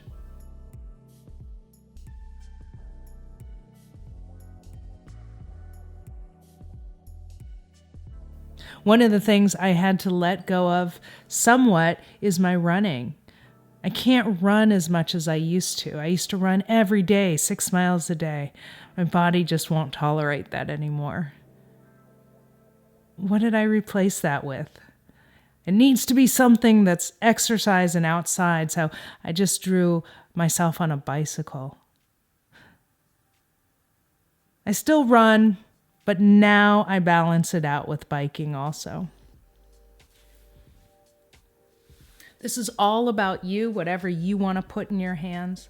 You can see now I'm going to add some watercolor paints. You know, it's interesting when you combine crayons and watercolor paints because crayons are made out of wax and water will not paint over wax, so it'll resist in that area. So whatever I draw with the crayons, I can't cover up with the watercolor paint. So it's actually a really interesting process to see the two materials work together. So again, really experiment with whatever materials you have and you get to play with.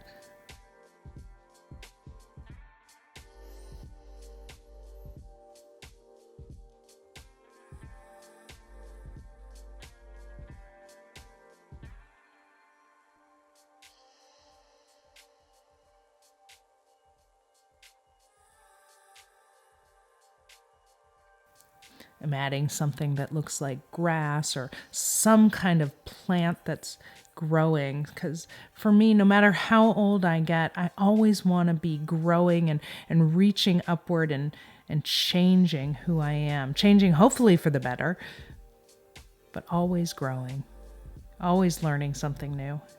That's why I'm so glad you're doing this class with me today. You know, kudos to you for learning something new.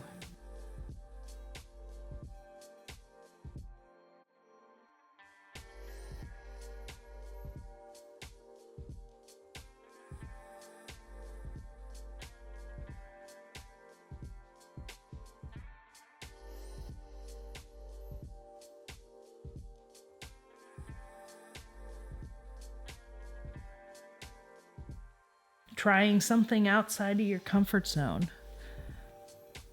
That's always challenging. You know, a lot of us might say, I'm not good at that, or I just don't do this or that. Well, that's the story you tell about yourself. But you know, at any point in your life, you get to change the story. You get to change what that storyline is and what character you want to play. And the way you do that is by trying new things and doing the things that you're afraid of. Challenging yourself both physically and emotionally.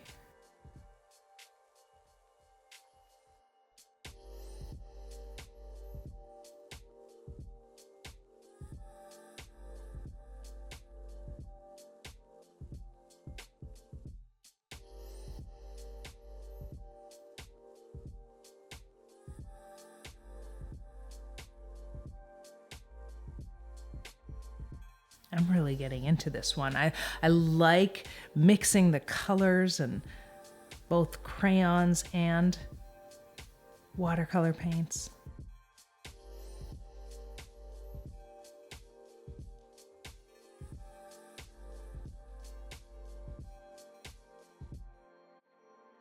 Experimenting, and like, I don't care if it comes out good.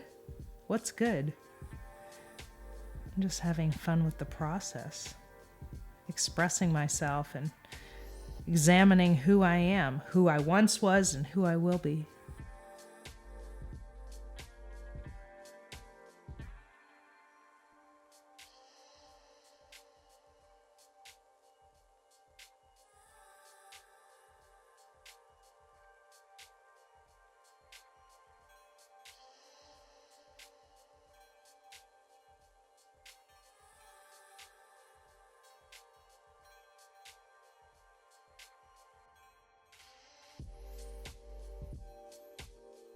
Take as much time with this one as you want.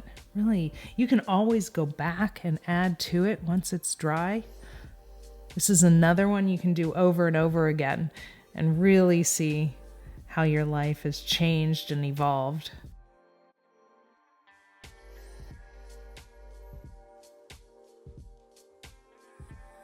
You can even shut off the video and paint for 2 more hours if you want. This is a fun one.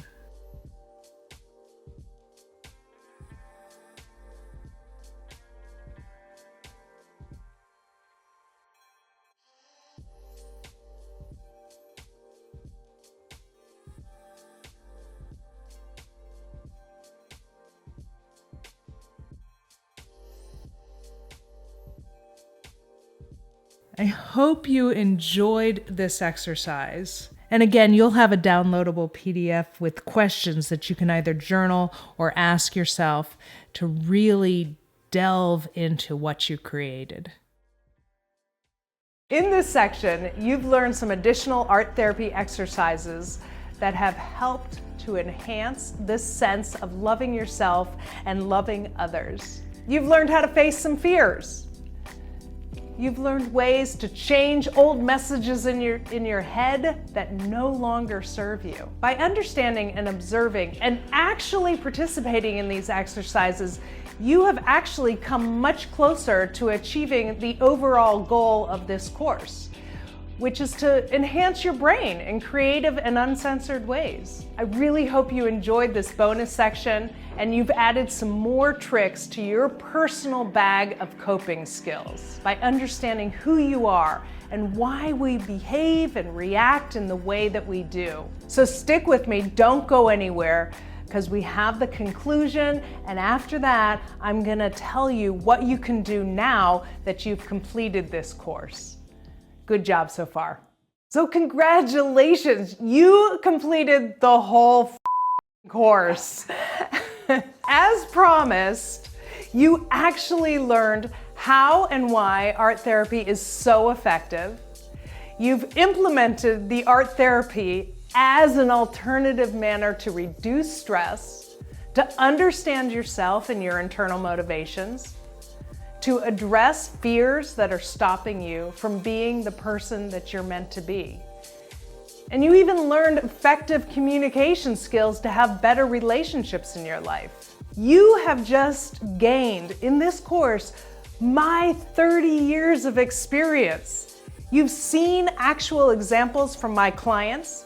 I shared my art with you, and you got to make some of your own art and experience how powerful it really can be. You might be asking yourself, what next? Now that you're finished, what should I do now? I want you to continue along with this process. You don't have to stop. Get yourself a sketchbook and use it. Use it to write, use it to draw. Go back and do some of the exercises that I talked about and continue to learn about yourself, as well as use the art process as a coping skill for distraction and calming yourself down when the world gets overwhelming. I would love for you guys to share the art exercises that you did during this course, and you could do that by posting it in the comments below. And that way I will see them and we can actually have an ongoing discussion about what you made and what your experience was. So it doesn't have to end with the end of the course. In fact, we've got one more bonus video for you, which are all the outtakes and bloopers from me trying to make this amazing, awesome course for you. I want to thank you for allowing me into your life so that I could share my passion with you. My name is Pamela Malkoff Hayes, and I am an art therapist, and I love what I do. I hope you had fun.